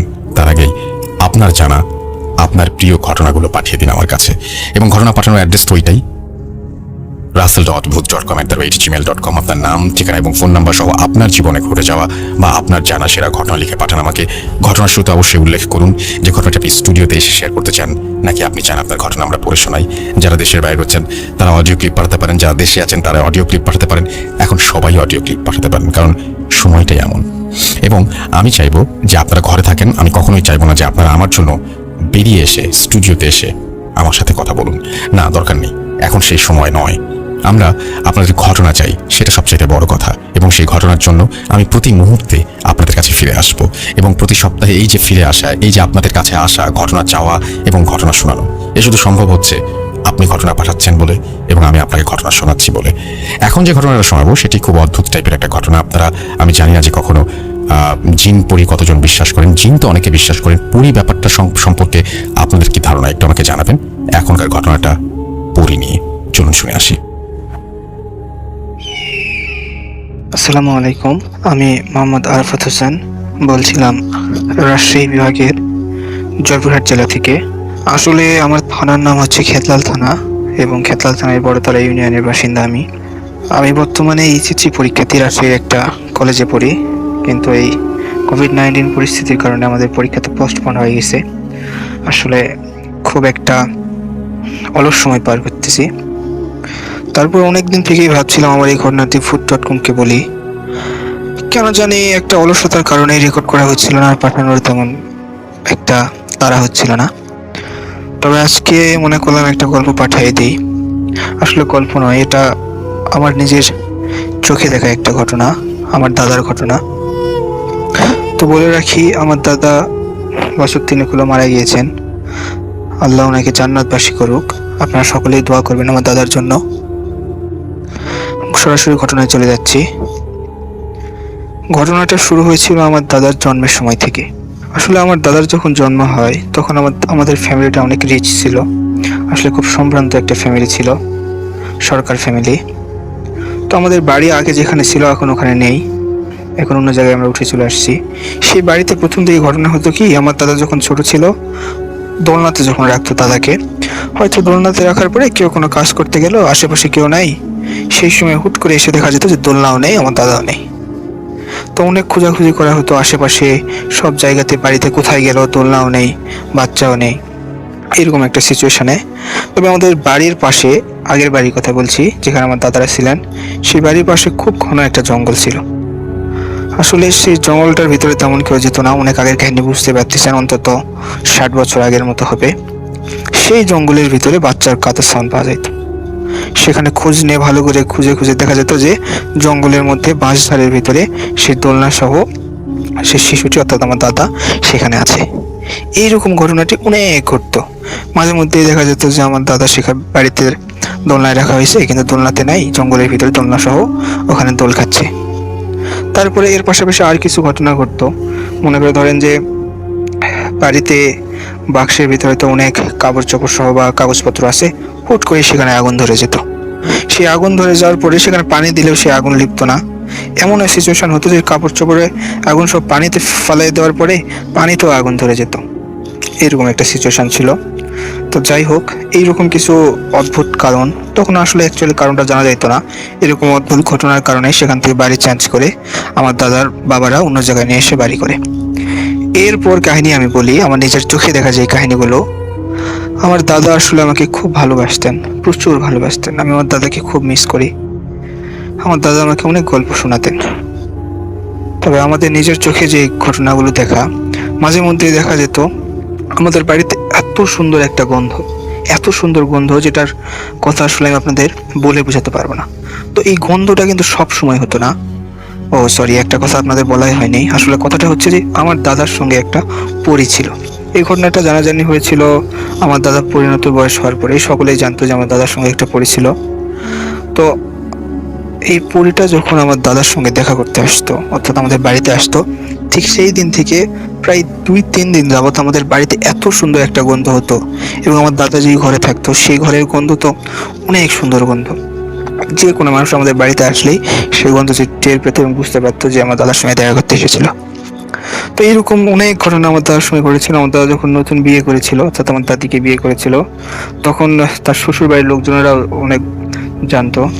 আমার দাদা যখন শ্বশুর বাড়িতে বেড়াতে যেত, সেখানে ওনার যে শালিকা বা শালা এরকম কেউ আছেন, তারা অনেক সময় বলতো যে দুলা ভাই, আপনার কাছে নাকি পরী আছে, কিছু আমাদের দেখান। তখন আমার দাদা এরকম বলতো যে বল তোরা কি খাবি, এরকম একটা সিচুয়েশন। তখন অনেকে অনেক রকম খাবারের কথা বলতো। আমার দাদা বলতো আচ্ছা তোরা ঘর থেকে বের হয়ে যা। তো ঘর থেকে বের হয়ে যাওয়ার এই 5-10 মিনিটের ভিতর আমার দাদা ঘরের ভিতরে বিভিন্ন রকম খাবারের আয়োজন করতেন। অনেক সময় দেখা গেছে যে অনেক ফলমূল সেখানে হুট করে জড়ো করছেন, বা পুরো এক গামলা ভর্তি মিষ্টি, অথচ একেবারে গরম মিষ্টি, এইরকম অনেক খাবার নিয়ে তাদেরকে চুমকে দিতেন। তার সকলে আসলে বিশ্বাস করতো যে তাদের কাছে কিছু আছে। তো আরেকটা কাহিনী বলি, যেটা মূল কাহিনী হচ্ছে, সেই পরীটা আসলে আমার দাদাকে অনেক কিছু দিয়েছিলেন। প্রথম দিকে অনেক অর্থ দিয়েছিলেন। অনেক অর্থ দেওয়ার পরে দাদাকে এরকম বলেছিলেন যে 3টা মহিষ কিনতে বলেছিলেন, এবং এই 3টা মহিষের ভিতর একটা মহিষকে জবাই করে গ্রামের সব লোককে খাওয়াতে বলেছিলেন। তো কথা মতো আমার দাদা 3টা মহিষ কিনেছিলেন, কিন্তু মহিষ কেনার পরে আসলে সেই মহিষ দিয়ে হাল চাষ করাতেন এবং মানুষকে খাওয়ানোর এই বিষয়টা জানি না কি কারণে তিনি এড়িয়ে গিয়েছিলেন, খাওয়াতে পারেননি। সেই সময় আসলে আমাদের পরিবারে খুব একটা দুঃসময় নেমে এসেছিল। সেই মহিষ 3টা পর পর মারা যায় এবং লাস্ট যে মহিষটা ছিল সেই মহিষ এবং আমার নিজের দাদি একই দিনে মারা গিয়েছিলেন। তারপর থেকে আসলে সেই পরি বলি আর যেটাই বলি, ওনার সঙ্গে আমার দাদার খুব ভালো একটা সম্পর্ক ছিল না। তারপর থেকে যখনই সেই পরীটা দেখা করতে আসতো আমার দাদা খুব কষ্ট পেত, মানে ঘুমের ভিতরে অচেতন অবস্থায় থাকতো, কিন্তু হাত পা সব ছাড়াছাড়ি করতো, আশেপাশে দেয়ালে অনেক সময় পা হাত দিয়ে লাগতো, হাত টাত কেটে যেত। আমরাই যখন দাদার এরকম সিচুয়েশন হয় আমরাই পাশে বসে হাত পা সব চিপে ধরে নিয়ে থাকি। অথচ বৃদ্ধ একটা লোকের হাত পায়ে যে এত শক্তি হতে পারে সেটা আসলে আপনাদের বলে বোঝানো পারবো না। আমি নিজে অনেকবার আমার দাদার হাত পায়ে যেভাবে ধরেছিলাম যাতে চোরাচুরি না করে। তো আরেক দিনের ঘটনা, আমাদের আসলে নতুন একটা বাড়ি করছিল আমার চাচা। বাড়ি করার সময় আসলে গ্রাম অঞ্চলে দেখা যায় এই বাড়ি করার জন্য একটা মিলাদ পড়ানো হয়। আমাদের বাড়িতে অনেক আত্মীয়স্বজন আসছিল। আমরা সেই রাতে সবাই মিলে গল্প সল্প করছিলাম, তা আড্ডা দিচ্ছিলাম। এমন সময় বাইরে থেকে শব্দ আসছিল, এরকম একটা শব্দ যে আমাকে বাঁচাও। তখন আমরা বাইরে সবাই বের হয়ে দেখি যে আমার দাদা একটা গাছের সঙ্গে গাছে একটা ডাল ধরে আসলে ঝুলে আছেন। ঝুলে আসলে বলা ঠিক হবে না, একটা মানুষ উড়ে যাওয়ার সময় খুব কষ্ট করে কোনো জিনিস আঁকড়ে ধরলে যেরকম হয় ঠিক এইরকম হয়ে আছেন। আমরা সকলেই দৌড়ে যাওয়ার সঙ্গে সঙ্গে আমার দাদা সেই গাছ থেকে পড়ে যায়। আসলে আমার চাচা আমার দাদাকে ধরেছিলেন, সেজন্য বেশি ক্ষতি হয় নাই। তো সেদিন আমার দাদা বলেছিলেন ওই দিন যদি ওনাকে নিয়ে যেতে পারতেন সেই পরীরা, তাহলে হয়তো সেনাকে আর কোনোদিন ফেরত দিত না। আমার দাদাকে তারা অনেকবার আসলে প্রপোজাল দিয়েছেন যে তাদের সঙ্গে চলে যাওয়ার জন্য। দাদা যাননি, এই জন্য তাদের রাগটা আরও আসলে বেশি। যখনই আসতো অনেক কষ্ট দিত। এরকম হুট করে দেখা যায় যে রাতের বেলা ঘরে শুয়ে আছে আমার দাদা, ভিতর থেকে আসলে ছিটকে নিয়ে আমরা যেটা খিল বলি দরজার, সেই জিনিসটা লাগিয়ে দেওয়া আছে, কিন্তু ভিতর দাদা নেই। 2-3 দিন কোনো খোঁজ পাওয়া যেত না। হুট করে একদিন দেখা যেত আমাদের মাঠের মাঝখানে পড়ে আছেন। সেখান থেকে লোকজনেরা আসলে খুঁজে পেলে বাড়িতে এনে দিয়ে যেত। এইরকম অনেকবার হয়েছে, অনেকবার আমাদের নিজের চোখে দেখা ঘটনা। তো আমি দাদাকে বলেছিলাম, দাদার কাছ থেকে আর শুনেছিলাম, আসলে আমার দাদা বলেছিলেন যে উনি নাকি ওই পুরীকে বিয়ে করেছিলেন এবং ওই পক্ষে একটা বাচ্চাও আছে। এই সমস্ত অনেক কাহিনী আমাদের বাড়িতে ঘটতো। তবে কাহিনীটা হয়তো অনেক ভৌতিক নয়, তবে অলৌকিক বটে। এই কাহিনী যে সত্যি তার যথার্থ প্রমাণ আমি নিজেই। আজকের এই বিজ্ঞানের যুগে এই কাহিনীটা হয়তো অনেকে বিশ্বাস না করতে পারে নিজের চোখে না দেখলে, কিন্তু আমরা আমাদের পরিবারের সবাই নিজের চোখে যে ঘটনাগুলোকে দেখেছি এবং এই ঘটনাগুলোকে আমরা বিশ্বাসও করি। আজকে আমার দাদা বেঁচে নেই। আমি যখন ক্লাস 10-এ ছিলাম তখন আমার দাদা পৃথিবী থেকে বিদায় নিয়েছেন। দাদার কথা আমার খুব মনে পড়ে। তবে আমার দাদার মৃত্যুর পর সেই রিলেটেড কোনো কিছু আমাদের বাড়িতে আর ঘটে না। সব কিছুই যেন কেমন একটা শিথিল হয়ে গেছে। আর কিছু বলছি না। আপনারা ভালো থাকবেন। দেশের অবস্থা খুব ভালো না, ঘরে থাকার চেষ্টা করবেন এবং আশেপাশে যারা দুস্থ এবং অসহায় মানুষ আছে তাদেরকে সাহায্য করার চেষ্টা করবেন। আর সামনে আমার এসএসসি পরীক্ষা, জানি না কবে পরীক্ষাটা হবে, আপনারা দোয়া করবেন আমি এবং আমার বন্ধুরা যেন খুব ভালো একটা পরীক্ষা প্লাস একটা ফলাফল করতে পারি, আমরা যেন সুশিক্ষিত হতে পারি। আর কথা না বাড়াই, ভালো থাকবেন, সুস্থ থাকবেন, আমার দাদার জন্য দোয়া করবেন। ধন্যবাদ। আসসালামু আলাইকুম। কে তুমি? Bhoot.com. The fear returns with Russell.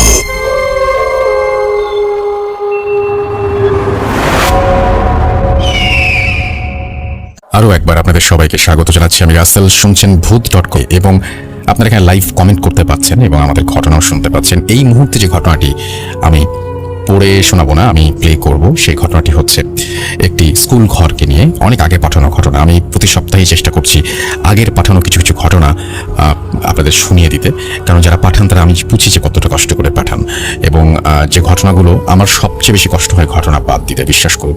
আমি যখন শুনি একটা অডিও ক্লিপ হয়তো 22 মিনিটের, আমি 21 মিনিটের মাথায় এরকম হয়েছে যে কোনো একটা শব্দ বা কোনো একটা কিছুর জন্য বা ঘটনাটা এমন দিকে মোড় নিয়েছে যে ঘটনাটা আর সিলেক্ট করা সম্ভব হলো না। খুব খারাপ লাগে 21 মিনিট শোনার পরে যখন এরকম লাগে। এটা কিন্তু প্রতিনিয়তই হচ্ছে, প্রতিনিয়তই হয়। সুতরাং আমার দিকটা একটু বুঝবেন এবং আমি আশা করবো যে আপনারা ঘটনা পাঠানো কোনোভাবে বন্ধ করবেন না এটা ভেবে যে আমার ঘটনা তো পড়া হবে না। না, আপনার ঘটনা অবশ্যই পড়া হবে, সেটা অন এয়ারে যাক আর না যাক। আমি যে পড়বো এটা তো আপনি মোটামুটি নিশ্চিত। আমি আপনাকে মোটামুটি না পুরোপুরি নিশ্চিত হবার গ্যারেন্টি দিচ্ছি। আপনি যেটা করবেন সেটা হচ্ছে ঘটনাটা প্লিজ একটু আমাকে বা আমার পর্যন্ত পৌঁছে দেবেন। এবং এটা ইমেইল করাতে সুবিধা হয় কি যে আপনার ইমেইলে আমরা মানে ঘটনাগুলোকে খুব ভালোভাবে আমরা কিন্তু প্রিজার্ভ করতে পারি, এবং ইমেইলে এই ব্যাপারটা ইমেইলেই হওয়া উচিত। সেজন্য আপনাদের বারবার ইমেইলে লিখতে বলি, ইমেইল করতে বলি। এই জন্য আপনারা অনেক ঝামেলাও পোহান। বাট এখন যে দুনিয়া, এই মুহূর্তে যে দুনিয়াতে আমরা আছি, সেই মুহূর্তে আমাদের সবচেয়ে বেশি এই সমস্ত ব্যাপারের উপরেই বা এই সমস্ত জিনিসের উপরে আমাদের নির্ভরশীল হতে হচ্ছে। আমরা ফেসবুক মানে সোশ্যাল মিডিয়ার কথা বলছি, এবং এই যে ইমেল যাই বলেন না কেন এগুলোর উপরে আমাদের নির্ভর হতে হচ্ছে।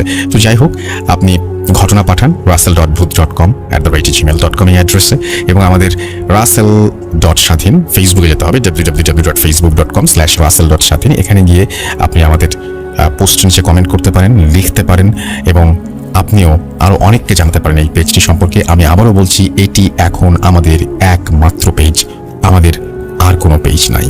সুতরাং অন্য কোনো পেজে গিয়ে বিভ্রান্ত হবার কোনো কারণ নেই। আর এই পেজটি আমি নিজে দেখাশোনা করি, এবং আমাদের সাথে আমাদের কিছু এডিটর রয়েছেন, তারা আমাদের হেল্প করেন।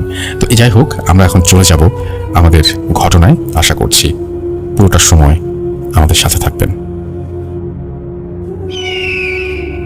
আসসালামু আলাইকুম রাসেল ভাই, আশা করি ভালো আছেন। আর আপনি তো সবসময় ভালোর দলে থাকেন। আমার নাম মোহাম্মদ বাদল। আমি কুড়িগ্রাম জেলার রৌমারী উপজেলার চরবলমারি নামে একটি গ্রামে বাস করি। আজকে আমি আপনার সাথে যে ঘটনাটা শেয়ার করব, সেটি আমার সাথে ঘটে যাওয়া একটি মর্মান্তিক ঘটনা। অনেকদিন ধরেই বলবো ভুলে বলা হয়নি, এই রমজানে বলে ফেললাম। আশা করি আপনার কাছে ভালো লাগবে, আর ভালো লাগলে অবশ্যই সবার সাথে শেয়ার করবেন। বেশি কথা না বললে আমি আমার ঘটনায় চলে যাই। রাসেল ভাই, আমার সাথে ঘটনাটা ঘটে 2015 সালের আগস্ট মাসে, যখন আমি ক্লাস 5-এ পড়ি। ক্লাস 5-এ পড়ায় সামনে সমাপনী পরীক্ষা ছিল, এবং সমাপনী পরীক্ষা থাকায় আমাদের স্কুলে রাতে কোচিং করানোর সিদ্ধান্ত নেয়। কোচিং করানো মানে সন্ধ্যা 6টা থেকে রাত 10টা পর্যন্ত।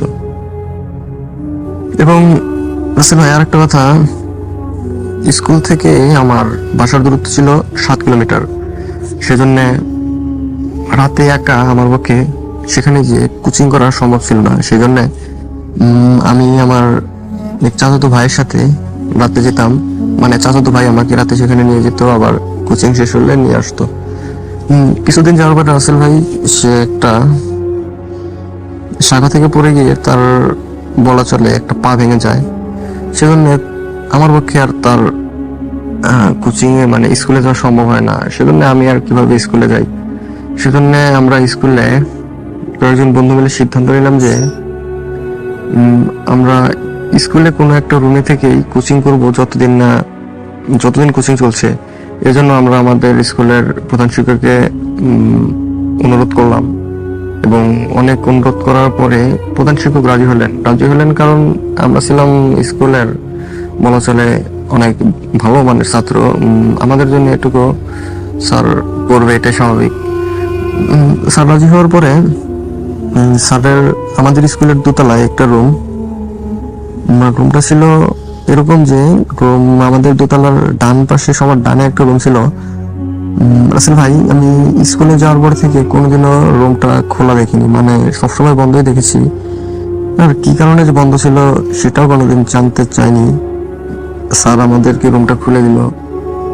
রুমটা খোলার পরে দেখলাম রুমটার মধ্যে অনেক ভাঙা বেঞ্চ, চেয়ার ইত্যাদি মানে আবর্জনা পড়ে আছে। আমরা একদিন ভরেই সেগুলো সাফ করলাম, মানে পরিষ্কার করলাম। তারপরে আমরা বাড়ি থেকে 4 মতো কম্বল, খেতা, বালিশ নিয়ে গেছিলাম, সব মানে বিছিয়ে থাকা শুরু করলাম। রাসেল ভাই, আমরা মানে 3 জন বন্ধু থাকতাম। মানে সবার আর 2 জন ছিল, ওদের নাম ছিল মাজিদুল ও ফয়সাল। ওদের বাড়িও মানে অনেকটাই দূরে ছিল, সেজন্য ওদেরও আসার প্রবলেম হতো, সেজন্য থাকে। যেহেতু রাসেল ভাই আমরা দূরে থেকে আসছি, সেজন্য আমাদের খাওয়া দাওয়ার জন্য কোনো বাড়িতে লজিং থাকতে হতো, মানে লজিং খেতে হতো। কোচিং শেষ করে আমরা রাতে খেতে যেতাম এবং কোচিং মানে খেয়ে দিয়ে আবার এসে শুয়ে পড়তাম।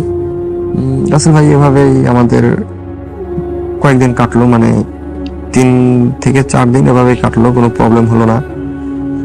রাসেল ভাই প্রবলেম শুরু হয় 4র্থ দিন থেকে।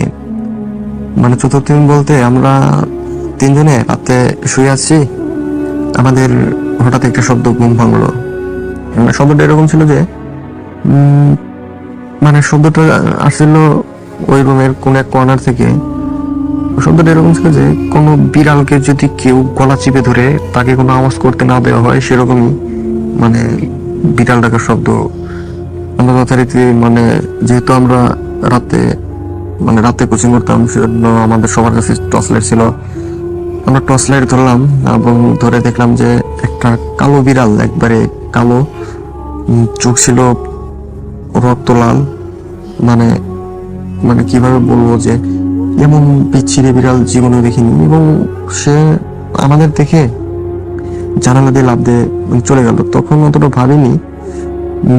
আমাদের সাথে যে বন্ধু ফয়সাল ছিল, মানে সবচেয়ে বড় ছিল আমাদের মধ্যে, ওর বয়স, ও বললো এগুলো কিছুই না, এগুলো বিড়াল টিড়াল হয়তো বাইরে থেকে আসছে, তোরা মানে শুয়ে পড়, এগুলো চিন্তা করিস না। এজন্য আমরা মনে করো যে শুয়ে পড়লাম। আবার সকালে উঠে দেখি মানে একটা মাথা একটা মানে জিনিস ভাবলো যে মানে খেললো যে আমরা তো দোতলায় ছিলাম আর জানলাও তো আটকানো ছিল, বিড়ালটা কিভাবে লাফ দিল, কোন জায়গা দিয়ে লাফ দিল, আর যদি লাফও দেয় তাহলে দোতলা থেকে এটা কিভাবে সম্ভব। যাই হোক, অত কিছু ভাবারই নাই, সিম্পল এটা হতেই পারে। কিন্তু মানে সেটাই কি শেষ ছিল না পরে কিছু ঘটতে চলছে, এটা আমাদের মানে আমরা জানতাম না যে এরপরে আর কি হবে। আসলে তারপরে প্রতিদিন আমাদের সাথে এমন অনেক ঘটনা ঘটছে যে কিরকম যে ও ছাদের মধ্যে মনে হয় অনেকজন মানুষ মানে আলোচনা করছে বা গ্যাদারিং করছে বা খাওয়া দাওয়া করছে, অথবা আমাদের এমনও মনে হতো যে আমরা ওখানে থাকলে মারা যাব। মানে রাতে থাকলে আমাদের জন্য হয়তো বাইরে কেউ অপেক্ষা করছে, আমরা বাইরেও যেতে পারতাম না, এমন একটা অবস্থা মানে হয়েছিল রাসেল ভাই। কিন্তু রাসেল ভাই আমরা এই ঘটনাগুলো কারোর সাথে শেয়ার করতাম না, যে কয়দিন পর পরীক্ষা কি এগুলো হয়তো সেখানে শেষ হয়ে যাবে, শেয়ার করতাম না। রাসেল ভাই পরীক্ষার আর 15 দিন বাকি আছে, কোচিং চলছে। আমরা এক বন্ধু মানে তার বাড়ি চলে যায়, আমরা সেখানে দুজনেই থাকতে হয়। একদিন রাতে আমরা দুজন শুয়ে আছি, শোয়া অবস্থায় দেখলাম যে মানে সেদিন রাতেও শুয়ে আছি, রাত তখন মনে হয় 11টা বাজে। আমাদের একটা মেয়ে মানে কান্নার শব্দে আমাদের ঘুম ভাঙে দুজনেরই। মানে কান্নাটা এমন ছিল যে অনেক মায়াবী সুরে কে যেন কাঁদছে, মানে ওই রুমের ওই কর্নার থেকে আসতেছে। আমরা আবার সেদিনকার মতোই মানে টর্চ লাইট মারার মতো। আমরা অনেক ছোট থাকার কারণে ক্লাস 5-এ তো ছিলাম, মানে অনেক ছোট থাকার কারণে একটু ভয় কাজ করছিল যে এটা আবার কি হয়। পরে মানে করলাম, টর্চ লাইট মারার পর দেখি রাসেল ভাই মানে এটা দেখার জন্য প্রস্তুত ছিলাম না বললে চলে। মানে একটা মেয়ে সাদা কাপড় পরা, অনেক বড় বড় মানে লম্বা চুল, আমাদের উল্টো দিকে বসে কি যেন খাচ্ছে, মানে আমরা ঠিক বুঝতে পারছি না। কিন্তু আমাদের দেখে মানে আমাদের উপস্থিত হলো, মানে টর্চ লাইট মারার সাথে সাথেই মেয়েটা এমন ভাবে মাথাটা ঘুরালো, মনে হয় যে কোনো একটা বল 360 ডিগ্রি অ্যাঙ্গেলে আমাদের দিকে মানে তাকালো। এটা দেখে তো রাসেল ভাই আমি কি বলবো, মেয়েটার মানে চোখ তো ছিলই না, মুখের মধ্যে রক্ত মানে চুয়ে চুয়ে পড়ছে। এটা দেখে তো মানে সেন্সলেস হয়ে পড়ে যায়। তারপরে যখন মানে আমার জ্ঞান ফেরে তখন আমি ছিলাম আমার বাড়িতে, দেখি মানে বাড়িতে শুয়ে আছি, বাবা মা বন্ধু ফয়সালও শুয়ে মানে পাশে বসে আছে, এখন কান্নাকাটি করছে মা বাবা। মানে মাকে জিজ্ঞেস করলাম যে মানে কি হয়েছে, কান্নাকাটি করতেছে। পরে বললো যে তুই 3 দিন থেকে অজ্ঞান হয়ে পড়ে আছিস, কি বলবো তোর সাথে কি হয়েছে সেটা মানে বল। পরে আমি সবাইকে সব খুলে বললাম। খুলে বলার পরে তারা মানে কি বলবো, আমি আমার বন্ধু মাজদুলের কথা বলেছি যে ওর এখন কি খবর। আসলে ভাই আমি লক্ষ্য করিনি যে আমার শরীরে কতগুলো ব্যান্ডেজ ছিল। মানে আমি সেগুলো খেয়ালই করিনি। পরে মাস দুটোর কথা জিজ্ঞেস করলাম, ওরা বললো যে ও নাকি মারা গেছে। মানে আমাকে নাকি পাওয়া যায় স্কুলের ছাদে, মানে ক্ষত বিক্ষত অবস্থায়, আর মাজেদুলকে পাওয়া যায় স্কুলের পেছনে একটা জঙ্গলে মৃত অবস্থায়। মানে ওকে কেউ মানে খাবলে খাবলে খেয়েছে এরকম। সেটা শুনে আমার তো মানে বিশ্বাসই হয় না। পরে আমি নিজের শরীরের দিকে চেয়ে দেখি যে আমার এই অবস্থা, শরীরে এত ব্যান্ডেজ। আমি তো তারপর থেকে আমার 2 মাস জ্বর ছিল রাসেল ভাই, যার কারণে আমি আমার সমবলে পরীক্ষাও দিতে পারিনি সেবার। আমার জ্বর মানে না থামায় মা মানে এক বড় হুজুরের কাছে যান।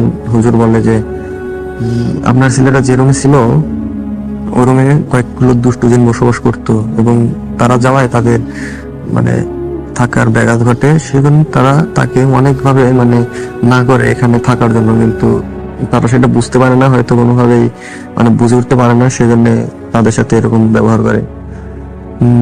রাসেল ভাই, এই ছিল আমার ঘটনা। আশা করি আপনার ভালো লাগবে। আর কথাবার্তায় কোনো ঝামেলা হলে অবশ্যই ক্ষমা দৃষ্টিতে দেখবেন, অবশ্যই সবার সাথে শেয়ার করবেন। আর রাসেল ভাই, আমাদের এলাকায় অনেক ঘটনা রয়েছে যা আপনার কাছে শেয়ার করার মতো, অবশ্য সময় পেলে বলবো। রাসেল ভাই, আসসালামু আলাইকুম। আসসালামু আলাইকুম লিসেনার। কে তুমি? Bhoot.com. The fear returns with Russell.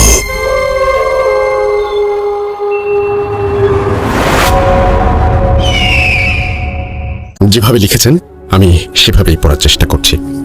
লিখছেন, প্রিয় রাসেল ভাই, আসসালামু আলাইকুম। কেমন আছেন জিজ্ঞেস করবো না, কারণ আমি জানি আপনি সবসময় ভালোর দলে। আমি আপনার অনেক পুরনো একজন শ্রোতা। সেই ভূত এফএমের শুরু থেকে এখনো পর্যন্ত আপনার পাশে আছি। বেশ কিছু ঘটনা আমার জানা থাকলেও সময়ের অভাবে লেখা হয়ে ওঠে না। যেহেতু ঘটনাটি সাম্প্রতিক কালের সত্য একটি ঘটনা, তাই আজ অনেক কষ্টে সময় বের করে লিখে ফেললাম।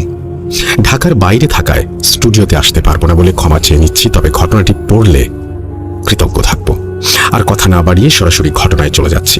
প্রথমেই ভূত.com-এর শ্রোতাদের উদ্দেশ্যে বলতে চাই, ঘটনাটি খুবই সাম্প্রতিক কালের এবং একটি সত্য ঘটনা, যার সাক্ষী হাজার হাজার মানুষ। ঘটনাটি 2020 সালের এবং ঘটনাটি ঘটে জয়পুরহাট জেলার সদর উপজেলায় মালয়পুর নামক গ্রামে, আমাদের পাশের গ্রাম। এই গ্রামটি দিয়ে বয়ে গেছে ছোট যমুনা নদীর একটি শাখা। অতীতে নদীটি বেশ প্রশস্ত থাকলেও বর্তমানে নদীটি খুব একটা বড় না। এখানে অনেক শ্রোতা আছেন যারা হয়তো জেনে থাকবেন, নদীতে কোনো কোনো স্থানে, বিশেষ করে নদী যেখানে বাঁক নিয়েছে সেরকম অনেক জায়গায় নদী অন্যান্য অংশের চেয়ে অনেক বেশি গভীর হয়, যেগুলো আমাদের অঞ্চলে দও বলা হয়ে থাকে।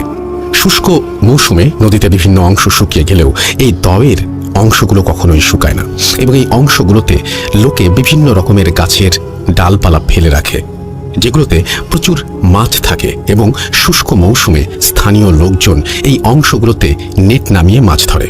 অনেক সময় অনেকে শত্রুতাবশত এই দণ্ডগুলোর বিষ প্রয়োগ করে মাছ ধরার জন্য। উল্লেখিত ঘটনা দওটিতে শুষ্ক মৌসুমে প্রায় 40 থেকে 50 ফিট পানির গভীরতা থাকে। যাই হোক, ঘটনাটি যখন ঘটে তখন বর্ষা মৌসুম প্রায় শেষের দিকে, তবে তখন নদীতে বেশ স্রোত ছিল। ঘটনাটি যেদিনের সেদিন মালাইপুর গ্রামের যুবক, তার একটা ছদ্মনাম দিয়ে দেয় রহিম, তার 3 বন্ধু সাথে নৌকা নিয়ে নদীতে মাছ ধরতে যায়। নৌকা নিয়ে তারা নদীর অপর প্রান্ত, অর্থাৎ তাদের গ্রামের নদীর যে পাড় তার বিপরীত পাড়ে যায়। যেহেতু বর্ষার শেষে, তাই নদী পুরোপুরি ভরা ছিল না, তবে নদীতে স্রোত ছিল। মাছ ধরা শেষে তারা যখন বাড়ি ফিরবে তখন রহিম তার জাল নৌকায় দিয়ে সাঁতার দিয়ে নদী পার হওয়ার চিন্তা করে। যেহেতু নদী পুরোপুরি ভরা ছিল না এবং সে অপর প্রান্তে যে গোসল দিয়ে বাড়ি যাবে, তার এই পরিকল্পনা অনুযায়ী রহিম জাল নৌকায় দিয়ে নদীতে সাঁতার দেয়, এবং কিছুক্ষণ পর তার বন্ধুরা খেয়াল করে তাকে নদীতে দেখা যাচ্ছে না। তারা ভাবে হয়তো তাদের জন্য অপেক্ষা না করে সে বাড়ি চলে গেছে। কিন্তু একটু পরে নদীর অপর প্রান্তে একটি ব্যক্তির চিৎকারে তাদের ভুল ভাঙে। অপর প্রান্তের ব্যক্তিটি যে নদীর পাড়ে গরুর জন্য ঘাস সংগ্রহ করছিল, সে বলে রহিম যখন নদীর পাড় থেকে 20-30 ফুট দূরে, তখন সে হঠাৎ চিৎকার দিয়ে বলে, চাচা আমার হাতটা একটু ধরেন, আমি ডুবে যাচ্ছি। এখানে বলে রাখা ভালো, রহিমের বাড়ি নদীর কাছে হওয়ায় সে ছোটবেলা থেকে ভালো সাঁতার জানত, এবং এই ভরা নদী সে অসংখ্যবার সাঁতার দিয়ে পার হয়েছে। কাজেই এই নদীতে তার ডুবে যাওয়ার কোনো কারণ নেই, এটি একেবারেই স্বাভাবিক না। যাই হোক, রহিমকে বাঁচানোর জন্য যখন পাড়ের ওই ব্যক্তিটি নদীতে ঝাঁপ দিতে যাবে, ঠিক তখনই পানির প্রচণ্ড একটা ঘূর্ণন, যাকে আমরা পাক বলে থাকি আমাদের অঞ্চলের ভাষায়, সেটি এসে রহিমকে একদম তলিয়ে নিয়ে যায় এবং এই ঘটনা দেখে সে চিৎকার দিতে থাকে। কিছুক্ষণ পর্যন্ত আশেপাশে রহিমকে ভেসে উঠতে না দেখে গ্রামবাসী ফায়ার সার্ভিসে খবর দেয়। ততক্ষণে নদীর দুই পাশে শত শত গ্রামবাসী জমা হয়ে গেছে। ফায়ার সার্ভিসের কর্মীরা আসার পর 3-4 জন ডুবুরি অক্সিজেনের ট্যাঙ্ক এবং প্রয়োজনীয় উপকরণ নিয়ে নদীতে নামে। এখানে উল্লেখ্য যে যেখানে রহিম ডুবেছিল সেই অংশটি দয়ের অংশ, যেখানে পানির গভীরতা নদীর অন্য অংশের চেয়ে বেশি ছিল এবং তারা নদীতে নামার পর কয়েক মিনিট পানির নিচে খুঁজতে থাকে এবং হঠাৎ করে নদীর গভীর অংশ যে ছিল সে ওপরে ভেসে ওঠে। তাদের যে নেতৃত্ব দিচ্ছিলেন তার কানে কানে সে কি যেন বলে। এখন তাদের টিমের ওই লিডার তাকে আর পানিতে নামতে নিষেধ করেন এবং নৌকায় বসতে বলেন। এরপর বাকি সদস্যরা ওই স্থান থেকে দূরে নদীর অগভীর প্রান্তে 2-3 মিনিট সাঁতার কেটে অর্থাৎ ডুবুরি যে কাজ সেটি করে উপরে চলে আসেন। গ্রামবাসী যখন তাদের জিজ্ঞেস করেন রহিমের ব্যাপারে, তারা বলেন আমরা অনেক চেষ্টা করলাম কিন্তু তাকে খুঁজে পেলাম না। তারা বলেন রহিমের মাকে ডাক দেন, আমরা তার সাথে একটু কথা বলবো। তারা রহিমের মাকে আলাদাভাবে ডেকে বলেন সেখানে কিছু বাতাসা সহ আরো কিছু জিনিস দিতে, তাহলে রহিমকে পাওয়া যাবে, তবে জীবিত অবস্থায় না, মৃত অবস্থায়। পরে গ্রামবাসীরা চাপাচাপি করলে তারা বলে এর আগে এখানে কিছু ঘটেনি। তখন ওইখানে উপস্থিত বয়স্ক ব্যক্তিরা বলেন প্রায় 35 থেকে 40 বছর আগে এখানে একসাথে ডুবে যাওয়া 2 জন লোক মারা গেছেন। তখন ফায়ার সার্ভিসের কর্মীরা বলেন আমরা নিচে গিয়ে দেখি অস্বাভাবিক আকৃতির একটি বস্তু, যার সমস্ত শরীর জুড়ে চোখ এবং চোখগুলো দিয়ে প্রচণ্ড আলো বের হচ্ছে। ওই অস্বাভাবিক আকৃতির বস্তুটি আমাদেরকে বলেছে যে আমরা যদি এখান থেকে বাঁচতে চাই তাহলে এখন যেন উঠে যাই এবং আমরা যেন আপনাকে অর্থাৎ সেই ছেলেটির মাকে এই কাজগুলো করতে বলি, তাহলে তারা লাশ ফেরত দেবে। এই কথা শুনে আমরা দ্রুত উপরে উঠে আসি। তাদের কথা অনুযায়ী রহিমের মা ওই কাজগুলো ওই দিনই করেন এবং পরের দিন ওই স্থান থেকে প্রায় 2 থেকে 3 কিলোমিটার দূরে রহিমের লাশ ভেসে ওঠে। এর বেশ কিছুদিন পর আমরা রহিমের পরিবারের লোকদের থেকে একটা অদ্ভুত তথ্য পাই, আর তা হলো রহিম বেশ কয়েক বছর আগে শুষ্ক মৌসুমে মাছ ধরার জন্য ওই দাওতে বিষ প্রয়োগ করে। তখন তাকে স্বপ্ন দেখানো হয় সে অনেক বড় একটা অন্যায় কাজ করেছে এবং সে যেন কখনো একা নদীতে না যায়। নদীতে তাকে একা কখনো পেলে এর প্রতিশোধ নেওয়া হবে। যেহেতু এটা কয়েক বছর আগের ঘটনা, তাই রহিম আস্তে আস্তে এই স্বপ্নের ঘটনাটা ভুলে যেতে থাকে এবং ঘটনাটিকে আর গুরুত্ব সহকারে নেয় না। এলাকাবাসী এখনো ভাবে হয়তো ওই ঘটনার জন্য তাকে এমন করুণ পরিণতি বরণ করতে হয়েছে। এই ছিল আমাদের পাশের গ্রামে ঘটে যাওয়া একটি সত্য ঘটনা, যার সাক্ষী ওই অঞ্চলের হাজার হাজার মানুষ। লিসেনাররা চাইলে এর সত্যতা যাচাই করে দেখতে পারেন। ধন্যবাদ রাসেল ভাই, সেই সঙ্গে ভূত.com-এর সকল লিসেনারকার। হ্যাঁ, আজকের মতো আবার কোনো একদিন সময় বের করে হয়তো আরও একটা ভয়ঙ্কর ঘটনা লিসেনারদের উপহার দেওয়ার চেষ্টা করব। নাম প্রকাশে অনিচ্ছুক, তাই আমি নামটি প্রকাশ করলাম না। তবে আপনাকে অসংখ্য ধন্যবাদ একটি ঘটনা আমাদের উপহার দেওয়ার জন্য, এবং আমরা এরকম ঘটনা আপনাদের কাছ থেকে আরও আরও আরও অনেক বেশি চাই। আর সেই জন্য আমাদের ইমেল করতে হবে। আমাদের ইমেল অ্যাড্রেস হচ্ছে russell.booth.com@gmail.com। আপনার নাম, ঠিকানা এবং ফোন নাম্বার সহ আপনার জীবনে ঘটে যাওয়া বা আপনার জানা সেরা ঘটনা লিখে পাঠিয়ে দিন আমাদের কাছে। ঘটনার শুরুতে অবশ্যই উল্লেখ করুন যে ঘটনাটি আপনি স্টুডিওতে এসে শেয়ার করতে চান নাকি আপনি চান আপনার ঘটনা আমরা পড়ে শোনাই। যারা দেশের বাইরে রয়েছেন তারা সরাসরি অডিও ক্লিপ পাঠাতে পারেন বা লিখেও পাঠাতে পারেন ঘটনাটি। এই ছিল আমাদের প্রথম ঘটনা। আশা করছি এই ঘটনাটি আপনাদের ভালো লেগেছে। যদি ভালো লাগে অবশ্যই কমেন্ট করে জানিয়ে দেবেন, যদি খারাপ লাগে সেটাও আমাদের জানাবেন, এবং উৎসাহিত করতে পারলে উৎসাহিত করবেন। আমি বলবো যে সমস্ত ঘটনা আমরা শুনি সেই সমস্ত ঘটনার একটা সময় আমি যখন ভূত FM করতাম তখন আপনাদের বলতাম যে ঘটনাটি যেখানে ঘটছে সেইখানকার ছবি বা সেখান থেকে একটা ভিডিও করে আপনি পাঠিয়ে দিন, আমাদের একটা ছোট্ট ক্লিপ পাঠিয়ে দিন, যেটা আপনারা এর আগে আমার সাথে বহুবার করেছেন। সেটা আমরা এখনও চাই, এবং আপনাদের যাদের মনে আছে তারা অবশ্যই সময় সুযোগ পেলে যে জায়গার ঘটনা বলছেন সেই জায়গার ছবিটা দিয়ে দিবেন। অনেক সময় আপনারা কোনো এমন মানুষের কাছ থেকে শোনেন ঘটনা যারা হয়তো আমাদেরকে ইমেইল করেন না বা যারা হয়তো আমাদের সাথে কানেক্টেড না, তো সেই সমস্ত মানুষের সাথেও আপনি একটা ছোট্ট আপনি ঘটনাটি তো লিখে পাঠালেন, ঠিক আছে, বা আপনি ঘটনাটি রেকর্ড করে পাঠালেন, ঠিক আছে, ওই মানুষটির ছোট্ট একটা ভিডিও ইন্টারভিউ যদি আপনি পারেন সেটাও আপনি আমাকে পাঠাতে পারেন। অনেক উপকার হবে আমাদের জন্য, অনেক উপকার হবে যারা শুনছেন তাদের জন্য। আপনাকে অনেক ধন্যবাদ। আবারও আপনাদের সবাইকে ধন্যবাদ এই ঘটনাটি শোনার জন্য। আমরা চলে যাব আমাদের পরবর্তী ঘটনায়। মালয়েশিয়াতে কেউ যায় পড়তে, কেউ যায় বেড়াতে, কেউ যায় ভাগ্যের সন্ধানে। আমাদের এবারের যে ঘটনাটা সেটা মালয়েশিয়ার একটি ঘটনা। পড়তে গিয়েছিলেন তিনি, যিনি ঘটনা পাঠিয়েছেন, সম্ভবত তার মামা এরকমই, এবং সেই ঘটনা সেখানে ঘটেছিল এবং সেই ঘটনাটা বেশ ভালোই লেগেছে আমার কাছে। বেশি বড় না, ছোট্ট একটা ঘটনা। আশা করছি যে আপনাদের কাছেও ভালো লাগবে, এবং এরকম ভালো ভালো ঘটনা যদি আপনাদের কাছে থাকে তাহলে আমাকে পাঠাতে একেবারেই ভুলবেন না। আমি খুব খুশি হব এবং আমি অধীর অপেক্ষায় আছি আপনাদের দারুণ দারুণ সব ঘটনা পাঠানোর জন্য। এই যে একটু আগে আমরা আজকে শোটা শুরু করেছিলাম সুকান্ত মায়ের স্টোরি দিয়ে, কি চমৎকার না? এবং আপনাদের কাছেও ভালো লেগেছে আমি বিশ্বাস করি। তো এইরকম ঘটনা আমাদের আরো বেশি পাঠান, সেটাই আশা করব। চলুন শুনে আসি মালয়েশিয়ার এই ঘটনাটি। আসসালামু আলাইকুম রাসেল ভাই, আমি নীল ফরিদপুর থেকে বলছি। আশা করি ভালো আছেন, কারণ আপনি সবসময় ভালো তলেই থাকেন। সেই 2010 সাল থেকে আপনার ভূতফিল্ম শোনা হয়, তো এখন .com শুনছি। তো আর আপনার উপস্থাপনা সত্যি বলতে অসাধারণ। ইনশাআল্লাহ আপনি অনুষ্ঠানটা খুব সুন্দরভাবে চালিয়ে যেতে পারবেন, এই দোয়াই করি। তো যাই হোক, আমি ঘটনায় চলে যাই। তো ঘটনাটা মালয়েশিয়া, তো মালয়েশিয়ার কুয়ালালামপুরের একটা ঘটনা আমি বলবো। তো ঘটনাটা ঘটে আমার চাচার সাথে। তো আমার চাচা মালয়েশিয়ার একটা প্রাইভেট ইউনিভার্সিটিতে পড়তেন। তো ওনার বাসা ছিল কুয়ালালামপুরে। তো কুয়ালালামপুর থেকে ওনার ভার্সিটিতে যেতে ট্রেনে 40 মিনিটসের মতো লাগতো। তো উনি সবসময় ট্রেনে যাতায়াত করতেন। তো ওনার নাইট সেশনে ক্লাস ছিল, তো উনি প্রতিদিন ঠিক মতো আসা যাওয়া করতেন। তো হঠাৎ করে একদিন ওনার রুটিনটা এমনভাবে চেঞ্জ করা হয় যে ওনার ক্লাস শুক্রবারে সকাল 9টা থেকে পড়ে যায়। তো একটা কথা বলে রাখি, ওনার বাসা থেকে সকালে ওনার ভার্সিটিতে যাওয়ার মতো আসলে কোনো ট্রেন ছিল না। তো উনি বেশ একটা বিপাকে পড়েছেন যে ওনার ক্লাসগুলো মিস হতে থাকে শুক্রবারের। তো এখানে ভাই ওনার একজন ফ্রেন্ড ছিলেন বাঙালি, যিনি ইউনিভার্সিটির পাশেই থাকতেন। তো উনি ওনাকে প্রস্তাব দেন যে উনি যেখানে থাকেন সেখানে একটা রুম ফাঁকা আছে, তো উনি চাইলে সেখানে থাকতে পারেন জাস্ট বৃহস্পতিবার 8টা। তো এর বিনিময়ে যে এই ভাড়াটা আসে, তো সেটা উনি ওনাকে পে করতে হবে। তো বেশ লোভনীয় একটা প্রস্তাব এবং ভালো একটা প্রস্তাব, বেশ ভাড়াটাও বেশ কম ছিল। তো উনি কোনো কিছু না ভেবেই উনি রাজি হয়ে যান, কজ ক্লাসগুলো মিস হচ্ছিল। তো উনি রাজি হয়ে যান। তো ভাইয়া ফার্স্ট বৃহস্পতিবার রাতে, তো পরের দিনের ক্লাস ছিল। তো উনি একটা জিনিস লক্ষ্য করেন, তো ওই রুমে উনি একাই ছিলেন। পাশের রুমগুলোয় সবাই 2 থেকে 3 জন করে থাকতো, বাট ওই রুমটা ফাঁকা ছিল। তো ওনার জিনিসটা বেশ খটকা লাগে যে এক রুমে ভাবে গ্যাদারিং করে আছে, কিন্তু একটা রুম ফাঁকা আছে, তো এই রুমে তো তারা থাকতে পারে, কেন এই রুমটা ফাঁকা? তো যাই হোক, তো উনি সেভাবে চিন্তা করেন না। তো উনি রাত 12টার দিকে ঘুমিয়ে পড়েন, যেহেতু পরের দিন সকালে ক্লাস ছিল। তো উনি বেশ ঘুমিয়ে পড়েন। তো ওনার ঘুম ভেঙে যায় আনুমানিক 2টার দিকে। তো ওনার ঘুম ভেঙে যায়, মনে হতে থাকে যে ওয়াশরুম অ্যাটাচ ছিল। তো ওয়াশরুমে মনে হয় যে কেউ একজন ওয়াশরুমে কেউ শাওয়ার নিচ্ছে। তো ওনার বেশ খটকা লাগে, ওনার রুমের ডোর ভেতর থেকে লক করা ছিল যেহেতু।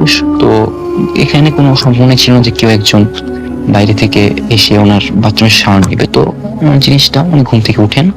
তো উনি উঠে দেখেন যে বাথরুমের দরজাটা আটকানো বাইরে থেকে, কিন্তু বাথরুম লাইটটা জ্বালানো। স্পষ্ট মনে আছে উনি লাইটটা অফ করে শুয়েছিলেন। তো এবং উনি বাথরুম দরজা খুলে দেখেন বাথরুমের শাওয়ারটা ছাড়া। তো বাথরুমের শাওয়ারটা যেহেতু ছাড়া উনি দেখেন, তো ওনার বেশ খটকা লাগে। তো উনি ভাবেন হয়তো কোনো কলে সমস্যা ছিল।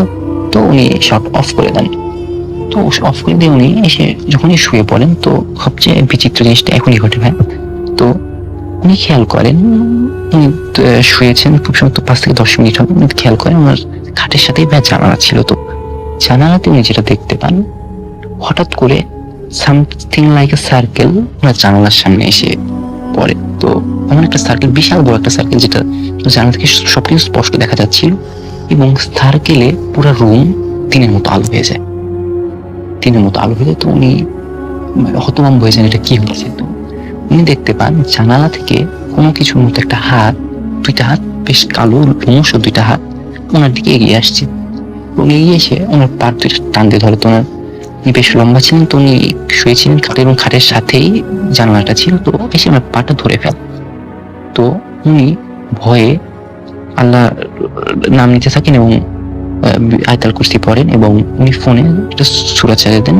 এবং কিছুক্ষণের মধ্যেই তিনি দেখেন যে আসলে কিছুই নেই। তো উনি সর্বপ্রথম হয়তো হ্যালুসিনেশন হতেই পারে। তো উনি ওই দিন রাতে এই ঘটনাটা ফার্স্টে কারোর সাথে শেয়ার করেন না। তো উনি যাই হোক বেশ সুন্দরভাবে ঘুমিয়ে যান। তো পরের বৃহস্পতিবারে কাহিনী ঘটে। তো উনি কাহিনীটা কারোর সাথে তখন পর্যন্ত কারোর সাথে শেয়ার করেন নাই। তো পরের বৃহস্পতিবার যে ঘটনাটা ঘটে, উনি রাত ওই দিন উনি খুব দেরি করে ঘুমান। ওনার ঘুমাতে রাত 1টার মতো বেজে যায়, 1টা-1:30 বেজে যায়।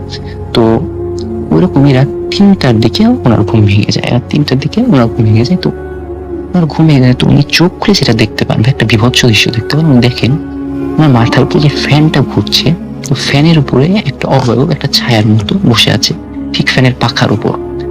এবং জিনিসটার পা অস্বাভাবিক রকমের লম্বা, জিনিসটার পা প্রায় ওনার গার সমান চলে এসেছে এবং জিনিসটা উপর হয়ে ওনার দিকে তাকিয়ে আছে। তো উনি বা একটু ভেবে দেখেন একটা জিনিস, আপনি রাতে ঘুম থেকে উঠে দেখলেন একটা জিনিস ফ্যানের উপর বসে আছে এবং পুর হয়ে আপনার দিকে তাকিয়ে আছে। তো উনি অন্ধকারে যতটুকু দেখলেন, উনি মুখটা বেশ বোঝা যাচ্ছিল না যেহেতু অন্ধকার ছিল, বাট উনি দেখলেন যে জিনিসটা চুলগুলা বেশ বড় বড় এবং একটা সাদা টাইপের একটা জামা পরা ছিল। তো উনি এটা দেখে উনি জোরে একটা চিৎকার দেন। তো উনি যখন চিৎকার দেন তো ওনার পাশের রুমে একজন বাঙালি ছিল এবং দুজন পাকিস্তানি এবং আরেকজন ছিলেন উজবেকিস্তানের। তো যাই হোক, তো ওনারা সবাই দৌড়ে চলে আসেন। তো ওনার দৌড়ে এসে দেখেন যে দেয়ার ওয়াজ নাথিং। তো উনি ওই দিন রাতে আর ভয়ে ওই রুমে ঘুমান। উনি বলেন উনি পাশের রুমে যান। তো পাশের রুমে গিয়ে ওনার বন্ধুকে, তো ভাই ওনার বন্ধুর নাম ছিল হাসান, তো হাসান ভাইকে উনি জিজ্ঞাসা করেন যে আসলে কি সমস্যা, তুই আমার সত্যি করে বল যে এই রুমে কি সমস্যা ছিল।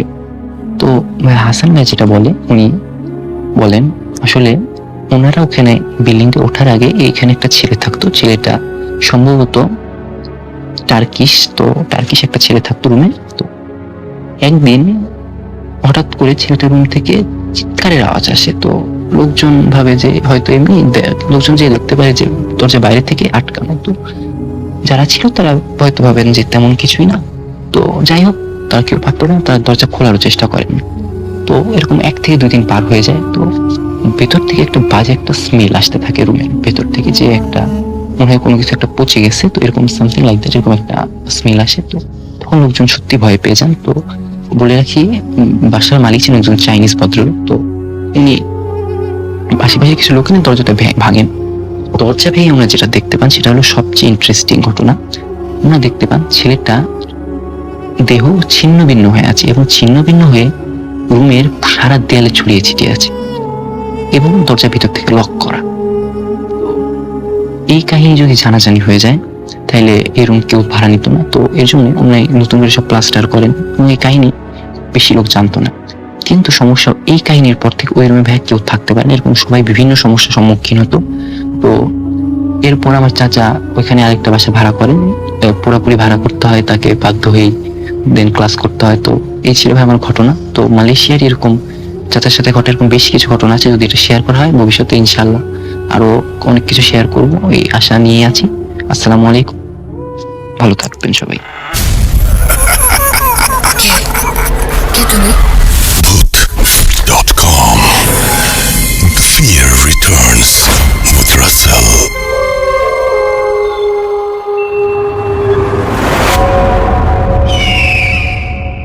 আরও একবার ফিরে এলাম আরও একটা ঘটনা নিয়ে। এই ঘটনাটা অনেক আগের এবং এই ঘটনাটি একটা ফাঁসি নিয়ে। আমি বারবারই বলি যে পৃথিবীতে বেঁচে থাকার চাইতে ভালো আর কিছু হতে পারে না। সুতরাং আমরা কেউ যেন নিজের জীবন নিজের হাতে শেষ না করি। যাই হোক, ফাঁসির ঘটনায় যাবো এবং আপনাদের এই সমস্ত ঘটনা যদি আপনাদের কাছেও থাকে অবশ্যই আমাকে পাঠাবেন।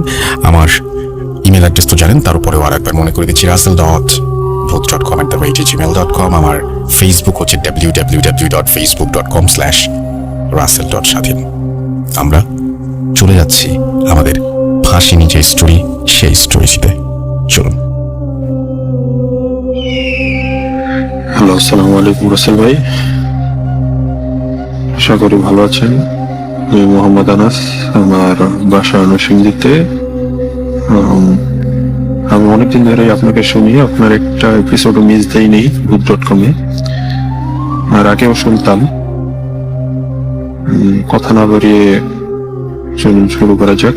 আমার আগে বলে রাখা ভালো, আমি একজন মাদ্রাসার স্টুডেন্ট। এখন মাদ্রাসা ছেড়ে আমি জেনারেল লাইনে পড়ছি। মাদ্রাসায় আসলে মনোযোগটা টিকায় রাখতে পারি নাই, তাই জেনারেল লাইনে আসা হলো। সো সরাসরি ঘটনায় চলে যাই। আমি যখন মাদ্রাসার দ্বিতীয় শ্রেণীতে পড়তাম, তখন প্রায় বছরের মাঝামাঝি এসে পড়েছে। আমি মাদ্রাসায় পড়তাম, মাদ্রাসায় থাকতাম, মাদ্রাসায় ঘুমাইতাম। একদিন রাত্রে হঠাৎ মনে ইচ্ছা জাগলো যে তাহাজ্জুদ পড়ি। আমাদের ফ্রেন্ডরা সবাই মিলে উঠে তাহাজ্জুদের জন্য রেডি হই। ওরা সবাই আসে, আসার পরে ওই সময় প্রায় রাত 2:30 দিক বাজে। পরে আমি বললাম চল সবার ডাক দিয়ে উঠায় বললাম চল নামাজ পড়ে আসি। পরে কয় আচ্ছা আচ্ছা ঠিক আছে, সবাই বের হলো। বেরে অজুখানায় যায়, অজুখানায় গেল। অজুখানাতে আমি যে সময় অজু করা শেষ করলাম, অজু করে শেষ করে দেখি মানে কেউ নাই, আমার আশেপাশে কেউ নাই। আমি ঘাবড়িয়ে যাই। তারপরে আমি রুমের দিকে আসি, রুমে এসে দেখি সবাই ঘুমোচ্ছে। সো তাহলে ভাই আমি যে ওদেরকে ডাক দিলাম নামাজের জন্য, ওরা কি কেউই শুনেনি? আমি ঘাবড়িয়ে যাই।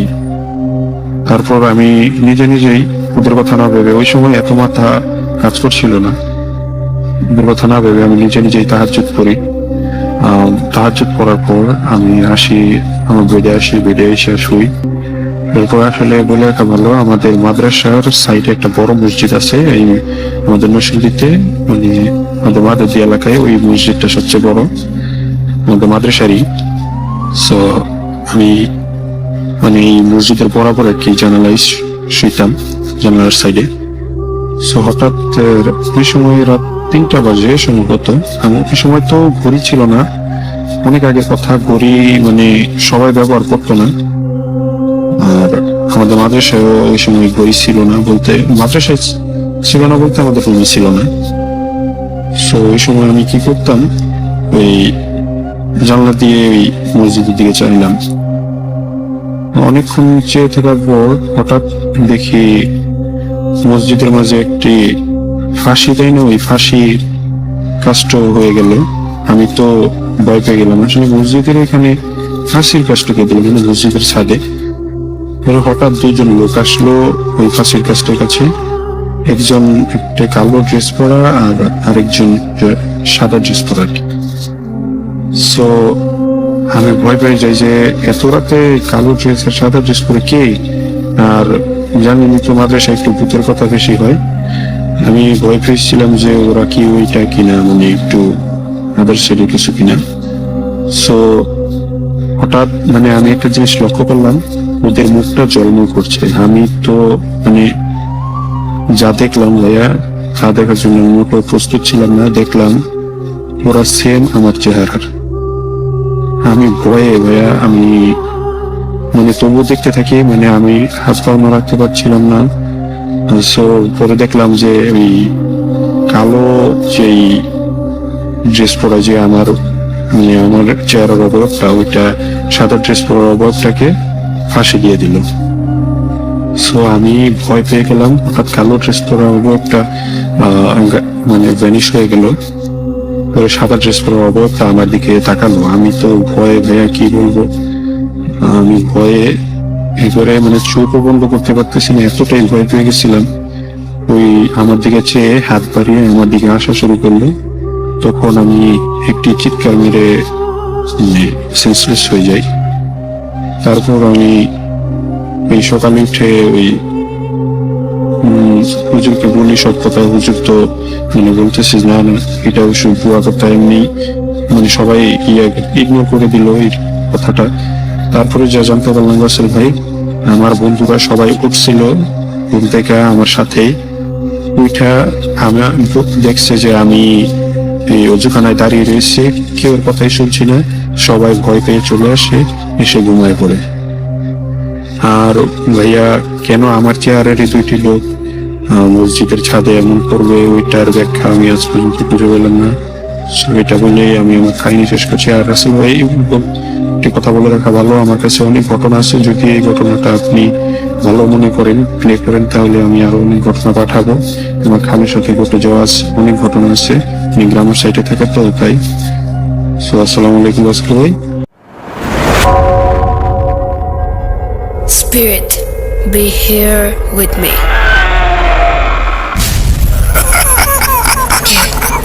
কে তুমি?